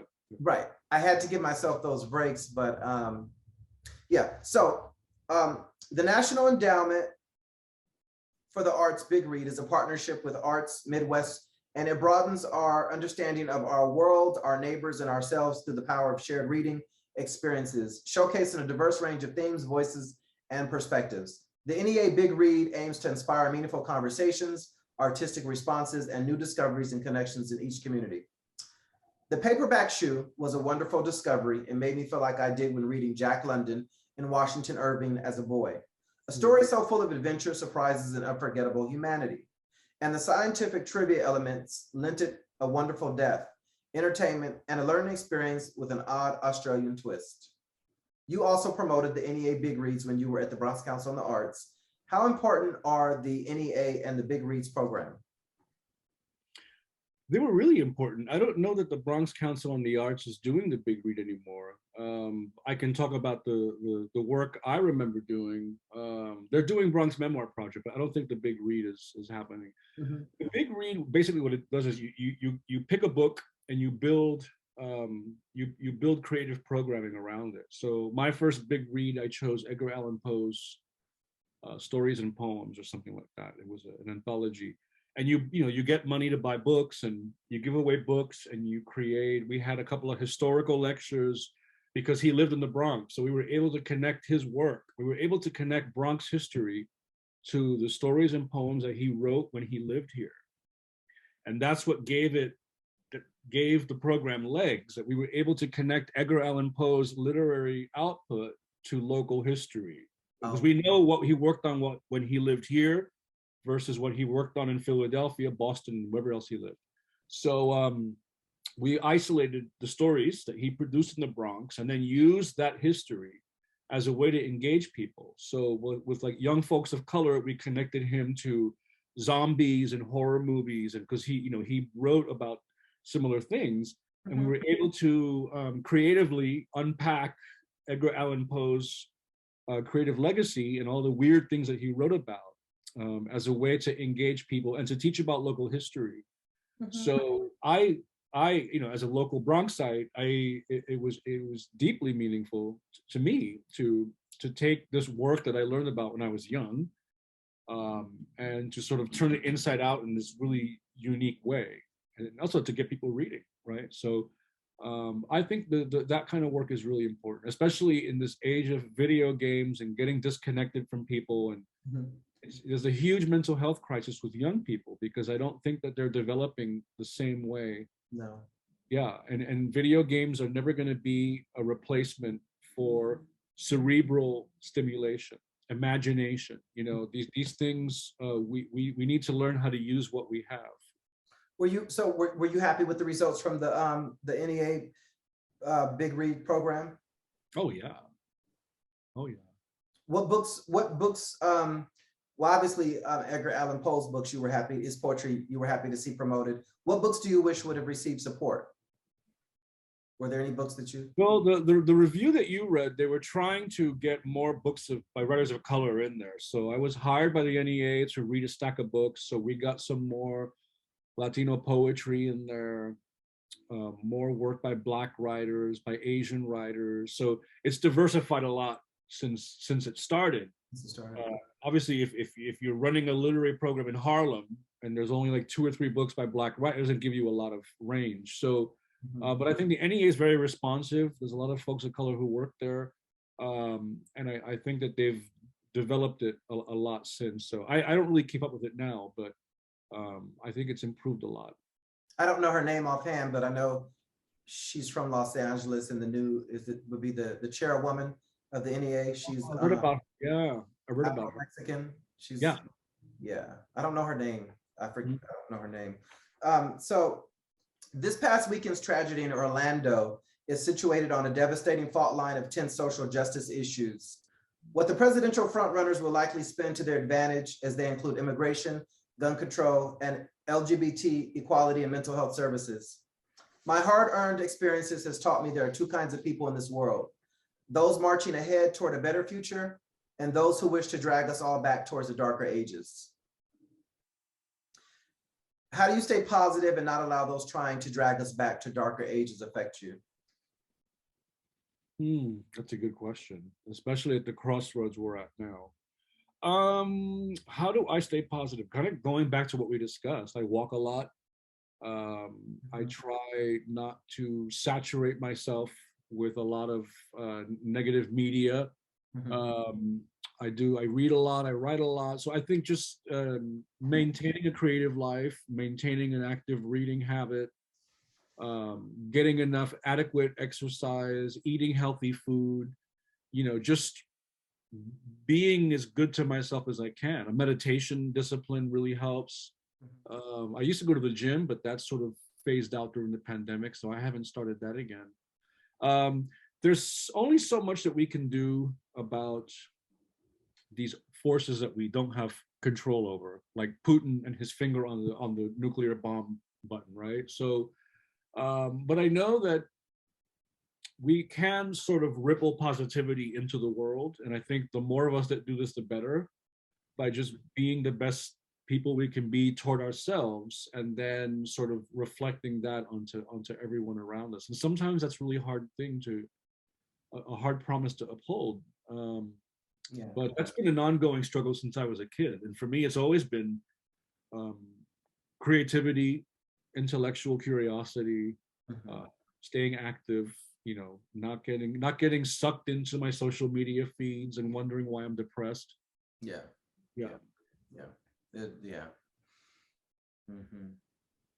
I was certified as a meditation instructor through Tibet House's 100-hour mindfulness meditation teacher training, as taught by senior teacher David Nichtern. David Nickturn, a student of meditation master. Chogyam Trungpa. Say it again. Chogyam Trungpa. It's a Tibetan name. Chogyam Trungpa. It's very good. Yeah. Rinpoche. Rinpoche. I'm not gonna try to. I'm not gonna try that again. It's Tibetan. That's very difficult. Yeah. I'm not gonna try that again. I've meditated and sought inspiration from the Buddhist teaching for many years. Which one did you discover first, Buddhism or meditation? Buddhism. We went on a class trip in the 3rd grade or so to Chinatown, and I remember we were brought into a Buddhist temple, like a storefront temple, not like a big fancy temple. And the Chinese ladies like hushed us because we were like these loud ass kids from the Bronx. And in the back there was this beautiful altar with a big golden Buddha, like bathed in red light. There was flowers, and I mean it was so pretty and so quiet in there. And it's one of my most vibrant childhood memories. Really? And so I knew that was my first time seeing an image of the Buddha. I didn't know anything about Buddhism. Then in junior high school at the Allan Library, which I mentioned earlier, I found a book about Buddhism basics or something, and I started reading about it. And there was this whole emphasis on life being suffering, and it made a lot of sense to me. There was this whole code of ethics about our behavior, how we carry ourselves in the world, and how we treat other people. And then meditation, I learned how to meditate in the 90s when I was in my 20s, but I was too wild and undisciplined at that time. It didn't stick. I found it very boring, which isn't always a bad thing. Sometimes meditation can be boring, but there's a reason for that. And then some years ago, I learned transcendental meditation. And then during the pandemic, I stopped doing that.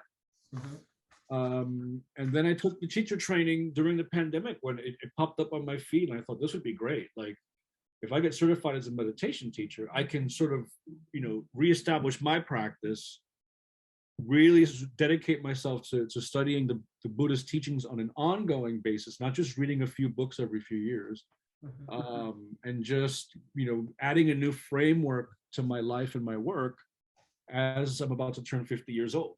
So I learned about Buddhism first and then meditation years later. Was there anyone who introduced you to the benefits of meditation? Or just you read it, you just my mentor, my queer dad, who passed away during the pandemic, not because of the pandemic, he was already very ill,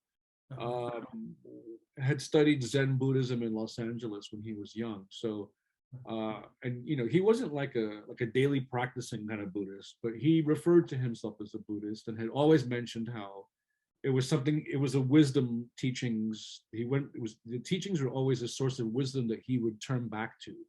What was his name? Michael Cervenak. And because I know you've traveled to Los Angeles dozens of times, and this is over the past. This is about a dozen times, yeah. This is before the pandemic, and I noticed you always put pictures of you up in California. But when you were out there, is that who you were visiting, him on different occasions, or you were just going out there to visit? No, I met him in Oregon when he was living there, and then he retired to Mexico. Oh no, there was one trip. There was 2 trips. Yeah, before he retired in Mexico for good, 2003, 2004. Is that how you ended up in Baja? Yeah. Okay. I lived with him. I was helping him at the time. We often do have queer dads, don't we?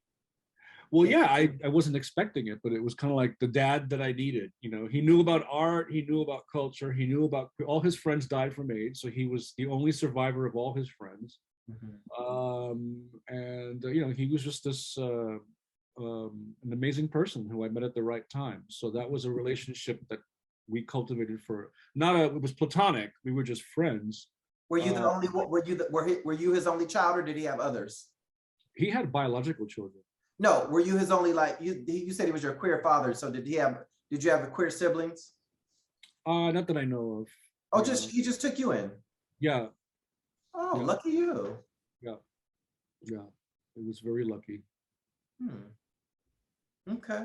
So when did you become you became a certified meditation instructor recently? Because with the pandemic, okay. The Buddhist values of generosity and compassion permeate all my projects. From my underground roots as an East Village reading series host to more structured initiatives such as Dreaming Out Loud with PEN America and Bronx Memoir Project with Bronx Council on the Arts. Tell us about the purpose and mission of Dreaming Out Loud. Dreaming Out Loud was created by PEN America. My friend Kim Chan, when she worked there, called me one day and said, would you be interested in working with undocumented students as a writing coach, as a writing mentor? I said, absolutely. So we had a meeting, and then I'm on my 4th year, I think. I'm working with them now. So I work with them typically at this time of the year, April, May. We meet online, and we talk about poetry, we talk about memoir, and we get them. It's similar to the Bronx Memoir Project, and we get people who don't always have writing experience to start documenting some kind of a story. They generally relate to immigration, citizenship, green cards, or the home country. And they're from all over the place. They're not just, we assume everyone's from Mexico, but that's not always the case. They're wonderful. I've learned, they teach me a lot. So they've taught me how to be fearless about my own story, which is something that I'm finally working on. It was through them. They convinced me to write about all the dark stuff from my childhood and adolescence, which we discussed a little today, that for a long time I didn't want to talk about. So I'm grateful for Dreaming Out Loud. Mm-hmm. And is that what well, you said you were reading stuff that had more to do with Buddhist literature, but you're writing about your childhood, you're writing some nonfiction. I mean, wait. It's a memoir, yeah. Oh, is it untitled, or do you have a? Yeah, I have a couple of different ideas, but basically it's a lot about what we're talking about. It's about, in Buddhism, we use the pain as the path. Instead of running away from things, we actually deal with them. Mm-hmm. And in my case, part of dealing with pain was turning to creativity. So using pain and creativity as paths to awakening. Mm-hmm. Means that you can take the difficulties in your life, you can use that as material for creating things and making things, and you can use what you learn, what you discover in that process to sort of grow and awaken into a more fully realized person, which is an ongoing thing. You never really arrive at a destination. No. The path becomes the goal. So, and I'm just, in the book, I'm hoping to use for a long time, people said, you should write a memoir. I'm like, I know people who have had way more difficult lives than I have. This is not like a sob. I don't want a sob story, you know. I thought if the memoir can do something beyond just telling about my life and what I've learned, then I'll do it. So when my Dreaming Out Loud students said, you know, this may help young people, like your story may help a lot of young people, I thought, okay, that was the light I needed and it had to come from somewhere else. It couldn't be my idea. So I'm working on that now. I hope to have news about it soon. Oh, cool. I remember when we met. Matter of fact, it was that evening when we had that meal. Mm-hmm. And I don't know if I came across as angry, or if we were just having this conversation about writing and anger and just the politics of the publishing business and being a writer of color and a trans gay. And you had mentioned, I know it was based in that context to some degree, but I don't remember exactly. Well, I know I wasn't angry at that moment, but you had mentioned, what'd you say? There's a lot to be angry about. Ooh, enough to start several fires. Okay, the Bronx could be burning all over again. But I've gotten older, and I don't. With age, that anger does. It lessens the intensity lessens. You're channeling it into your creativity, and that's it becomes fuel. Use it to your advantage, not to your self-destruction. Right. Exactly. Well, and I've said this to myself, and I don't think I've said it to many other people, but it would be in their best interest and my best interest to continue to be creative versus destructive. Yes. I think that's good advice for everyone in general. It really is. So are you excited about PEN America's, that program that was suspended for 2 years? It's coming back. Is the writing festival, or what is it? Yeah, World Voices. Yeah, some of the writers from Dreaming Out Loud actually get to read for that. So, Because you've been involved with that before. oh yeah, yeah. Before Dreaming Out Loud, Mhm, Bronx Writers Center, I used to partner with PEN America on World Voices, and the Bronx Museum was our third partner. mhm, We bring writers from all over the world, like from Africa, from Mexico, from mhm. Yes, Cuba, yes, yes. to work with the people that the Writers Center was serving. So that was a great way to help writers such as you and others that I worked with to get to meet with writers from overseas and to work with them in writing workshops and lectures as a way to help develop local writers. So that was a really cool collaboration while it existed. And I know while you were at the Bronx Council on the Arts, Mhm. it wasn't just for the Bronx Memoir Project. You also held some writing workshop. You also hosted some writing workshops, conducted writing workshops. I want to say no, it wasn't just in general. I think you were hosting writing workshops. Do you remember you were doing some writing workshops because you took pictures? What was that for? There was a fiction writers group that met at the Poe Park Visitor Center every month. No, no, no. We met in a building that was a bank, and now it is the Bronx Council on the Arts. And then there was a professional development series going on there at the time. After you attended that, they kind of phased that out. And what was that for? Nothing in Just a general writing workshop. Yeah, when I got there, a lot of the workshops were just kind of like these one-offs, and they didn't have a theme. They weren't really connected. Mhm. So I created I branded them into programs. So when we got the money for Big Read, we had that. That was independent. Bronx Memoir Project was independent.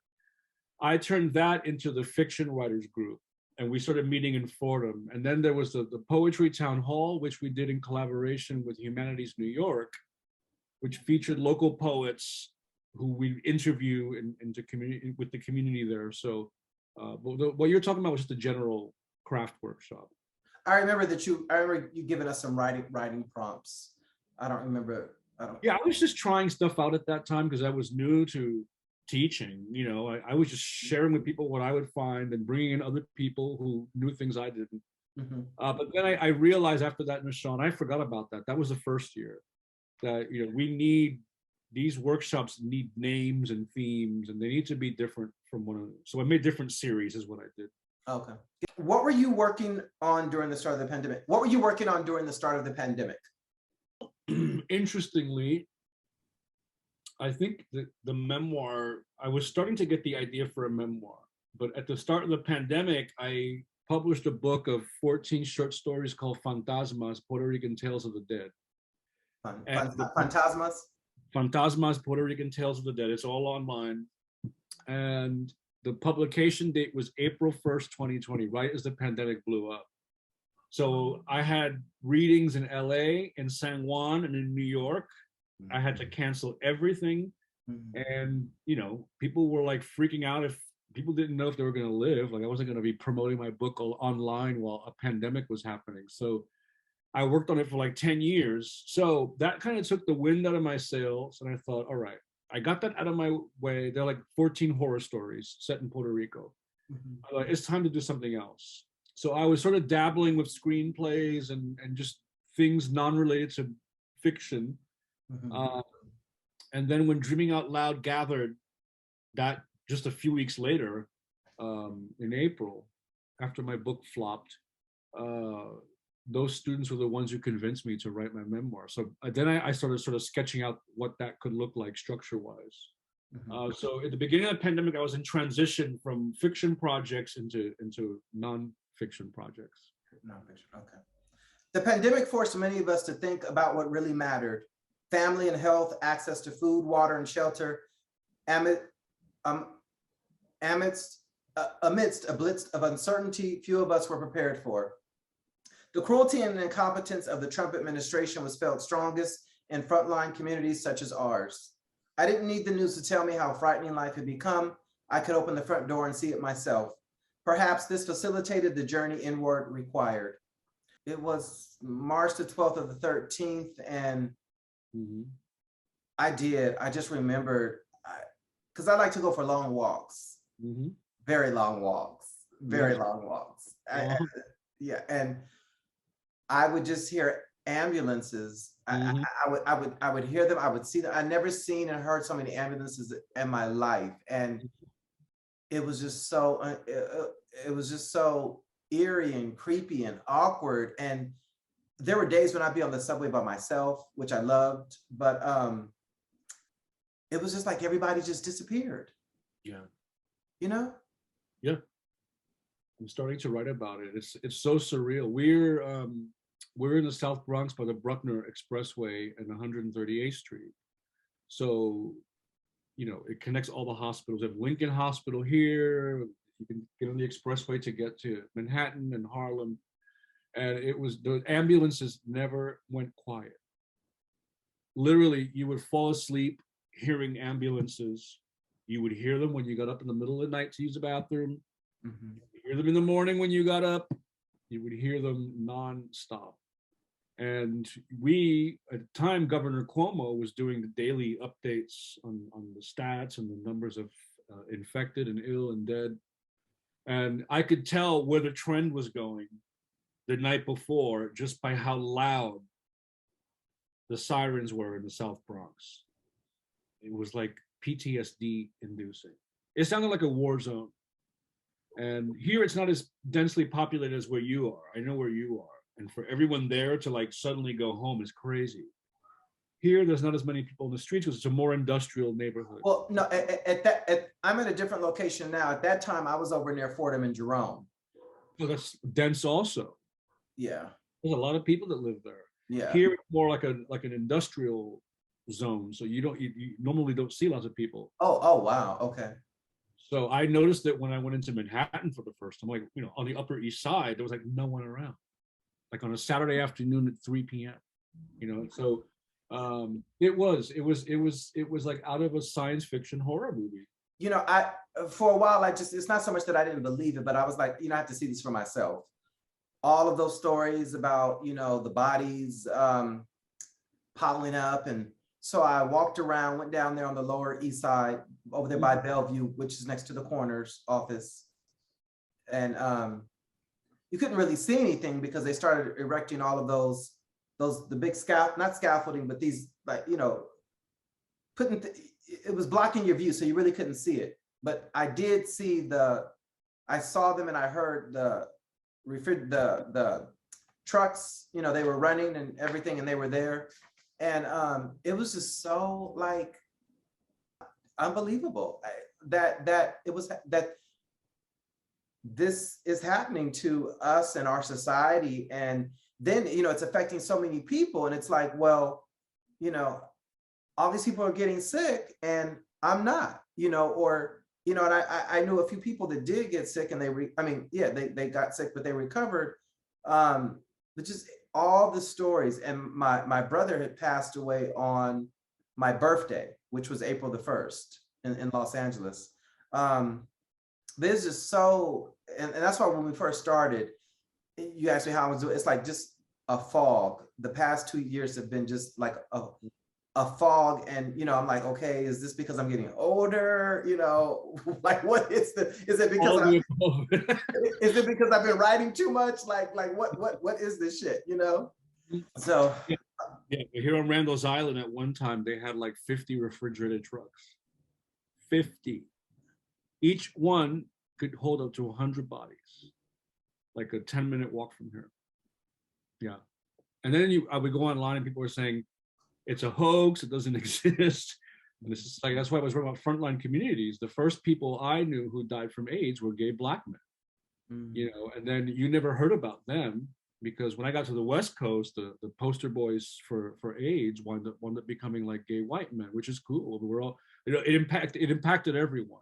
Yes, it did. But I just saw the parallels of the people I saw perishing to AIDS first, people I saw perishing to COVID, and then what sort of the national narrative for that was, you know, and in our communities where some of the poorest people in the country live, urban residents, you know, we're like cannon fodder. It's like you keep the economy going. If they die, so what? That's what I was hearing, and it was intense. How did it affect your community, the pandemic? Again, it's not that populated here, but I had my own apartment at the time that I've since given up by where I grew up near Pelham Parkway. Oh, okay. I saw people just didn't know how to, keeping 6 feet away from people in a city like New York, like it was just paranoia set in. I think there was a culture of paranoia that set in. Everything you touch this, you have to hand sanitizer. It's just like. So I think that we're still peeling away all those layers of PTSD that we took on. It's going to take a while. How have you managed to how have you managed to continue to be a source of emotional support for others while at the same time dealing with your own losses and grief? I think, again, self-care, I think, is a really big, I know it's an overused word, and mindfulness is an overused word.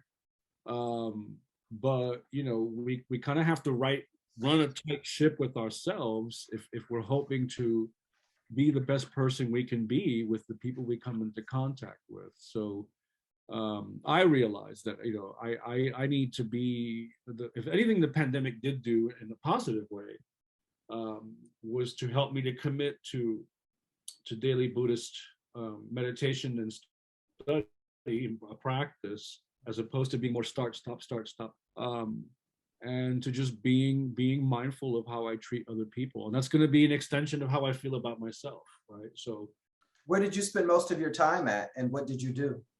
We went back and forth between Port Morris, where I am now, where we would walk on Randall's Island. But then at the height of the pandemic, after all the trucks wound up there, I stopped going. And at the time I had Pelham Parkway, and then when the Botanical Garden opened up again, I had a membership there, just finding quiet green space and just chilling, just decompressing, listening to birds, appreciating the flowers, watching the squirrels play. I mean, it was amazing to see Mother Nature just continue without us, and like the apartment I had, one day I opened the door on a busy street and there were like ducks on the sidewalk. I'm like, there's no river around here. What are these ducks doing here? Wrong place. There's no one around. So animals started going into places they never went to. And just back to the basics, LaShawn. Centering water, fruit and vegetables every day, a good diet, keeping in touch with people, connecting with people, keeping my writing going, keeping my meditating going. You're writing. So did you get more writing done? Oh, tons. I wrote like a screenplay. I wrote a treatment. I was submitting to contests that I knew I'd never win, but I thought, why not use this time? I had all this time, but I don't want to keep working on the stuff I've already worked on. I want to use this time to explore new stuff. So lots of writing and reading, tons. That's nothing new. I've always been like that. It's interesting that you had mentioned the Botanical Garden, because I had recently went to the Brooklyn Botanical Garden, and had a really, really nice time. Haven't been to a botanical garden in probably maybe 5 years, so I was long overdue for one. Tell us about COVID stories. COVID stories. I started missing working with people, like in workshop settings. So COVID stories I did in, I think, July, August, and summer of 2020. The rate started going down, people started going out a little more, the warmer weather came, so things got better for a little bit. We were able to take a deep breath, and then we were like, oh, the holidays are coming and people are gonna not listen to the authorities, and here we go again. So I thought, I want to check in with people. So I did it by donation, and I emailed it to all of my contacts, and people logged on, and it was heartbreaking to hear from people. Most of them were in the Bronx, mostly people I'd worked with like you, who had lost family members, who had gotten sick. So people it just gave people a forum to a safe space to sort of talk about where they were and the troubles they encountered during the pandemic, and to begin that healing. And then I realized this is going to go on for a long time. People are going to need these forums to sort of unpack all the stuff they're carrying around. But it was like the workshops you went to, except that it was online. We did very brief prompts, and then most of it was just people reading a few paragraphs that they'd written, and lots of back and forth, lots of people supporting one another. And I thought, like, these are the most amazing people. Like, we've all been through hell, and like everyone in here has preserved their dignity, has preserved their openness to listening to people. So it really encouraged me to start thinking ahead. And then right after that, I signed up for the course to become a meditation teacher. And I thought about that series.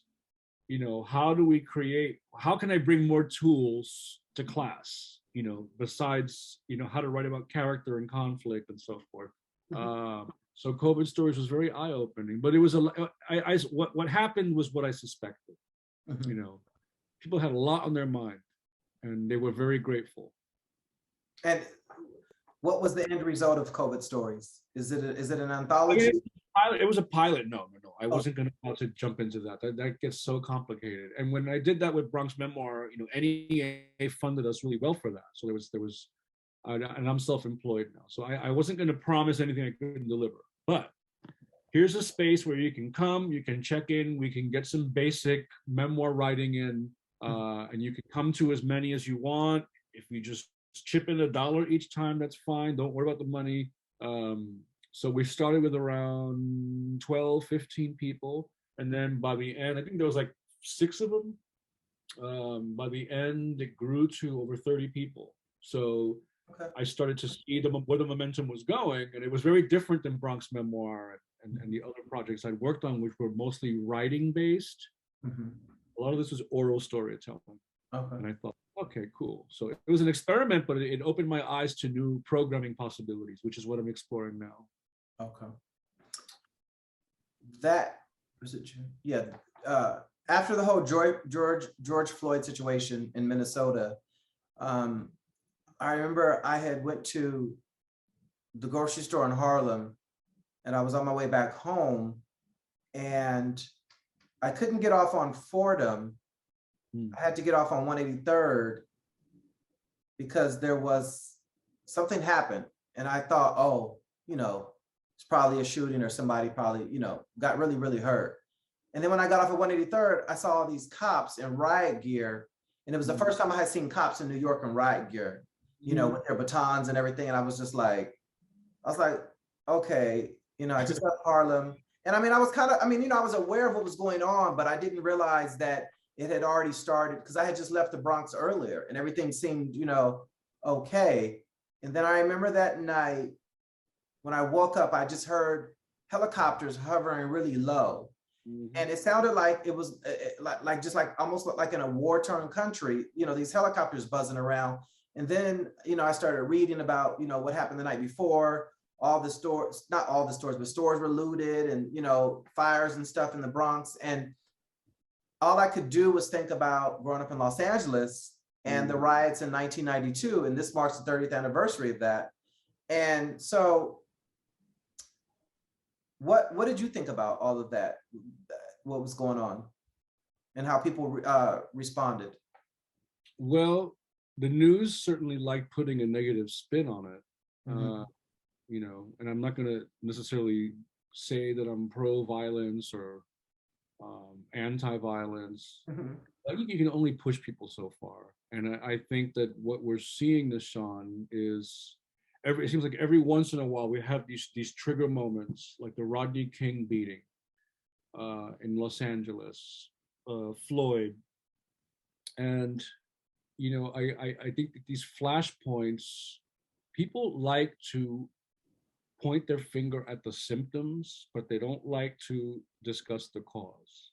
And the fact is that once the slaves were freed in this country, once abolition happened, there were also African Americans were put at an economic disadvantage. There was all these policies like redlining and selective lending, and in addition to so they were sort of enslaved economically, right? So and I know there's plenty of people out there who would disagree with me, but you know, I grew up around a lot of Black people, so it's the Black urban reality is something I've known since I was a little kid, and it's in my family. My step family is African American, so and I think that a lot of people who don't understand the culture, who just think like anyone in America can everyone can be successful, everyone, you know, and I just think that you keep packing on people. You have something like you have George, you have the beating, the suffocation, the murder, the pandemic. You have a lot of economic strife. You have things just keep piling, and we reach a breaking point, you know. And what we're seeing now has always existed in this country from the moment the first slave was brought here, from the moment the indigenous population was enslaved and wiped out. You know, it is so part of the fabric of this country. And, you know, there's plenty of people who don't want to have that uncomfortable conversation because it puts certain people in the hot seat. Yes. And they don't want to sit there because they know just as well as we do why things are the way they are. Oh, of course. You know, but that reckoning just keeps getting put off, getting weaponized, getting politicized. So, you know, it's perfectly okay when decades, when you know, people over centuries have been sort of shut out of an economy that was designed to spit them out once they built this country. Once they built the economy, it spit them out, you know, and doesn't let them back in when they knock, you know. It's fine to blame them when kids go on a looting spree. That's a huge problem. But the cause for all that frustration and economic disadvantage and anxiety doesn't get addressed. No. You know, so I think we're going to need to get to in Berlin. When I went to Germany in 2018, I think, you know, they don't hide the Holocaust. It's like this smear of shame, but there's monuments everywhere. It's like they've tried to make peace with it and moved on. They have that reckoning, but we just don't see that happening here. And people are expecting for this to magically go away when the economic reality just seems to get grimmer and grimmer and grimmer. So and that's why there's the climate of violence that we're seeing now. Yeah, I think it's reactionary. You know, I don't think, and nobody is born and wants a life like this. You know, and we're sure we have choices. But the reality is that there's a society and economic framework that gives people an advantage and puts and makes it harder for other people. And some people don't believe that because they know they have the privilege. Right. Yeah. No, they don't. They don't want to believe it. Equality means, you know, having to give up what they have so that other people have more, and they're not about to do that. I know. They're not interested in sharing and spreading the wealth. So, Luna. Maybe like 3 to 4 minute answers, because I know we're going to wrap this up and it's almost been 2 hours. How do we empower, this is a quote, how do we empower the young people who've taken to the streets to unleash their rage on storefronts and monuments to prosperity they've been excluded from by design? I believe that there's room for them in the future economy, a stake in the structures built from the ground up by many of their ancestors. Laptop-based businesses could be explored in this context, backed by public investment to spur innovative economic activity in the neighborhoods where young people live. What books do you suggest to use as a basis for creative entrepreneurship programs? Oh, books. Well, no books come to mind, but I think when I wrote that blog post, I was seeing, like, I was thinking about the time when the hip hop movement happened when I was a kid, and like these broke ass kids all over the borough, all over the city, you know, basically created a new culture with just their ideas, you know, and some pocket change in some instances. And I just thought, like, where are the new cultures? Where are the new movements? I mean, Black Lives Matter is a political movement, and granted, art and stuff comes out of it. But like, where are the new musical movements? Where are the new, you know, like, where is it? Why are we on repeat? Why do we keep spinning the same things over and over again? And it's because I really believe that youth of color have traditionally created new ways of doing things. Motown, I mean, you name it, going back to jazz, those have been largely movements by Black Americans, leading over to hip hop. So like, why did things stop? And I think that a lot of young people that I meet have all these creative ideas, but they don't have the economic platform to create an entrepreneurial to capitalize on that. I run my entire consultancy over my laptop, right? And it does require investment in a website and so forth, but there's ways to do it affordably and cheaply so that people can start capitalizing on their ideas. They can start monetizing their ideas with the tools that we have now that didn't exist 5, 10, 20, 30 years ago. So that's where the idea for that was from. And some of it could be as simple as like tutoring younger kids, mentorship issues, helping out in the neighborhood, getting people off their digital devices and collaborating in ways that could facilitate economic exchanges for services or goods if they create or build things. So I see a lot of room for young people to take advantage of the access to the digital economy, where you don't need a lot of startup money to get something up and running, and then you can sort of scale it up over time with the right mentorship. So that's where the crux of that was headed. I don't have necessarily books in mind, but they exist, I'm sure. Yeah. Okay. Are you familiar with the hip hop museum that they're building, or it's? I've heard a lot about it, but I haven't gone. Yeah. I don't know. Is it open yet? No, I think they just broke ground recently. I think so. And then the pandemic. They did, because the LL Cool J was there. A lot of the older rappers were there. Yeah. I think it's great. I think it's great for people from the Bronx. Good for the Bronx. To walk into a museum and go, my people created this. So can I. Now I can do something. If they did it, why can't I do something? And I think we need to see that one-on-one identification with greatness. Yes. Because we need those positive role models, I'll be sharing what I've learned in collaboration with the Clemente, Soto, Velez Cultural and Educational Center in New York City starting this summer. We're teaming up for a series called Cuentos, which will also be available online since many cannot join us in person. I'll be teaching mindfulness, meditation fundamentals, as well as assigning writing prompts to encourage participants to reflect on the roads that have brought us here to continue the healing. How did the community respond to Cuentos, and were you happy with the results? It's going on now. So ongoing. Yeah, people can go to the clemente.org. It's for senior citizens in particular. In the beginning, it was more open, but then we got funding to do it for senior citizens. We learned that the pandemic, the isolation and social distancing from the pandemic was sort of contributing to the mortality rate of older people who weren't able to meet with other people and get the help they needed. So we learned that mindfulness meditation, storytelling, sort of creative engagement also helps to stall off mental decline, dementia, Alzheimer's type symptoms. So we created a mindfulness meditation and storytelling. The new Cuentos is mindfulness and storytelling for senior citizens downtown. We have an online class on Tuesdays through the end of May, and then an in-person class at the Clemente Center on Saturdays. And when did it start? It started last year? Like 2 weeks ago. We're doing it for all of May. So people can write me charlie@charlievazquez.com. It just started recently. It just started 2 weeks ago. 2 weeks ago. Okay. 2 of 6 weeks. So there's 4 more weeks coming. Oh. It's going great. It's going great? Okay.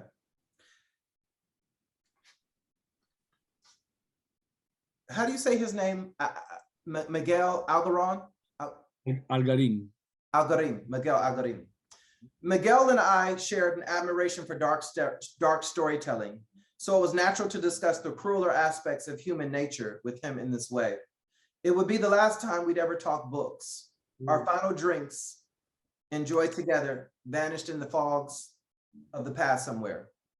Miguel Algarin left us for good on November 30th, 2020.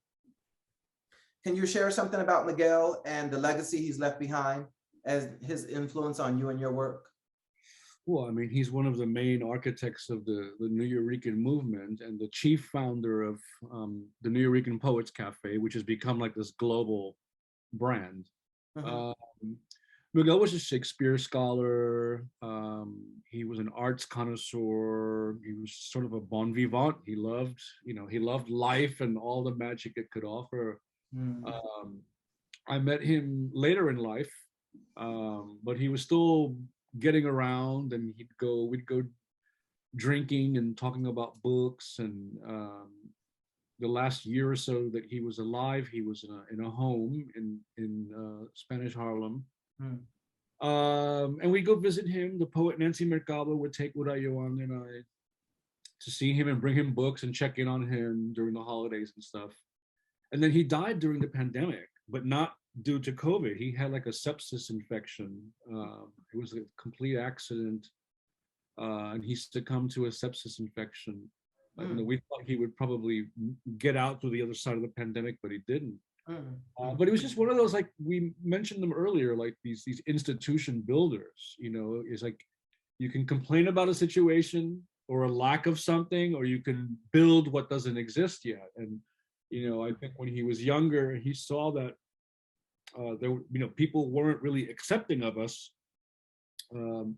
as Puerto Rican artists. He created his own house so that we had our own home that we could then invite other people to. So it was a huge privilege to have known him and to consider him a friend. And you met him through you met him through Emmanuel Xavier? I did, yeah. I met him through Emmanuel Xavier when Emmanuel read at the New Rican Poets Cafe. And Emmanuel had been a good friend of mine by then. And then Miguel and I sort of forged our own friendship after that.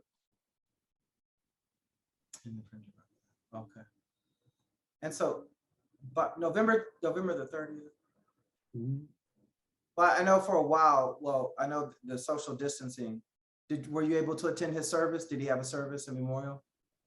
The family kind of took over, and it's one of those things where you have an artist whose family doesn't really know about art culture, and so I don't really know what happened. But I don't really necessarily believe in those things. I think it's more valuable to have a vibrant relationship with someone while they're alive. If you're able to honor them and there's a memorial, great, but I wasn't able to participate if there was one. I mean, there was online memorials, and I submitted that written piece to memorialize him for that writing project, but I didn't do like an in-person event. Okay, I understand. So what are you tell us about your essay junkies for the anthology Fever Spores. Because I know you mentioned him in there. You mentioned him. Yes, yes. So okay. So Fever Spores is an anthology about the writer William Burroughs, who was from the Beat generation. And the Beats surfaced, I think, late 40s into the 50s. A lot of them were gay identified, which was a big deal. This is mostly white men, white Jewish men, in New York and California. And he invented these. He sort of combined like queer writing and sci-fi elements, and he was a drug addict, so his writing was very, very kooky. I loved his books when I was younger because they broke all the rules. And some friends of mine put together an anthology to sort of commemorate him because he was so weird that the queer community doesn't really embrace him. I mean, writers do, but the queer community overall doesn't. So we memorialized William S. Burroughs, who died in the 90s. And he was a heroin addict, and my father was a heroin addict. And the more I learned about his life and his privilege, because he was from a wealthy family, he was from wealth. His grandfather had invented some famous adding machine or something, and he lived, he was like a trust fund person. He had monthly money came to him, so he could afford to like run off and go writing in Mexico or Tunisia. Whereas my father, who also suffered heroin addiction, was not from privilege. So I started writing junkies as a way to compare, to connect them over their shared fondness of heroin, while also just using my, creating like it's a critique on class and culture and generation, because they couldn't have been more different or from different parts of town. So it explores my earliest memories of New York, and there's in his book Junkie, which is the essays named after. His first book was called Junkie, and he wrote several after that. Mhm. Junkie takes place mostly in New York. It opens in New York. Okay. A lot of the subway stations that my father and I would use, like 149th Street and Grand Concourse in the South Bronx, appear in the book Junkies, because when he's a heroin addict in the story, he would mug drunks on the subway with his friend to use the money to buy H. Your father So, one? no, William Burroughs' character in the Okay. yeah. So the first novel is called Junkie, the book about the writer I was referring to. And Right. in that story, his fictional character mugs people while they're asleep Okay. to use money for heroin. So in 2 decades before, my father and I were sort of navigating the same subway, not mugging people for money, but Right. so it's an exploration of old New York and heroin addicts and drug subculture and literature and Puerto Ricanness, et cetera. I'm not familiar with heroin, but I had an uncle who was a heroin addict, and he also he ended up dying some 20 years later from HIV/AIDS. And I know I think it was your boyfriend, your former boyfriend, who you've mentioned about before. You mentioned that he had committed suicide, and I know, well, I've read that, and I know when I've read that, I always thought about a guy who I was in love with. Wasn't in love with me, but he had committed suicide too. So, and I've written about it too. Yeah. So, are there any forthcoming books that you're looking forward to reading? Any book recommendations? Forthcoming books. To be honest, Nahshon, my reading since the pandemic has totally changed. I mean, I'm looking forward to the anthology I'm in, because a lot of writers I know and I admire have pieces in it that I haven't read yet. I don't read my own work once it's published. I kind of look to make sure it got laid out okay, and then I move on to the next thing. Well, I know I asked you earlier what genre you read, and I know you said that you're only reading Buddhist literature right now. There's so much of it. It's a 2,600-year-old tradition. So I'm studying mostly in the Tibetan Nyingma school, and there's just a lot to read about. But it's fascinating, and it's something I've been reading about for a long time, but I haven't really devoted years, months and years to just focusing on that. And I think it's just part of my primary formation as officially becoming a Buddhist. But at some point I'll move back to I think it's good for me to take a break. I read so much fiction and poetry and literature by writers of color. I mean, it was my focus for so long that it's kind of okay for me to take a break for a while. Yeah. And I have friends of mine who are working on books, and I'm looking forward to all of that. But there's not like one big book that I'm waiting for it to come out like a movie, but there's always something that catches my eye when I go to a bookstore. So something out there is waiting for me, and I'll be excited about it once I find it, but I don't know what it is yet. What do you love most about the Bronx and New York? I like them in different ways. What I like about the Bronx, being a native and leaving for a long time to explore the world and coming back, if you can survive in the Bronx and maintain your compassion and generosity and dignity, you can survive just about anything. If you can hold on to being a good person here with all of the challenges and obstacles you face, and I mean, like, if you're from communities like ours, not like non-privileged, it really is the best litmus test for being a good person that I can think of, because every time you leave the house, there's a reason to become an asshole, right? And it's okay to resist that. What I love about New York City as a whole, and Manhattan in particular, was that it taught me about the world without ever having to go to another city. The museums, the tourists from all over the world, the different immigrant groups, just all the layers of culture. It's this never-ending labyrinth of discovery. I love that about New York. And there's times when I can't stand it here, because it's just home. This is where I was born. I'm a native New Yorker. I can't think of anywhere I love more than New York City. There's always somewhere else I want to visit, and sometimes I entertain the idea of moving to other places. Mhm. And it's often that I hate New York more than anything I can think of. But nothing beats its best moments for me. Nothing. And I love, as you know, your native city. I love my mentor was a Los Angelino. My Mhm. gay dad was a Los Angelino from Pasadena. He was from Uh, Pasadena? yeah, Oh, I'm born and raised in Pasadena. 1950s. He was born in the 1950. He was born in Pasadena and grew up there before he moved to Hollywood and became an artist in the What 60s. part of Pasadena? Do you know? I'm not sure. I've been to Pasadena, but I don't remember like what sub neighborhood. Oh, wow. But they were like, kind of middle class. They weren't really wealthy. Mhm. He He's said Caucasian or Latin? we had a small house. He was of Czech and Russian descent. Yeah, yeah, he Oh. wasn't Latino. But he had a lot of international experience. He wasn't like this narrow-minded white dude. He was very worldly. Mhm.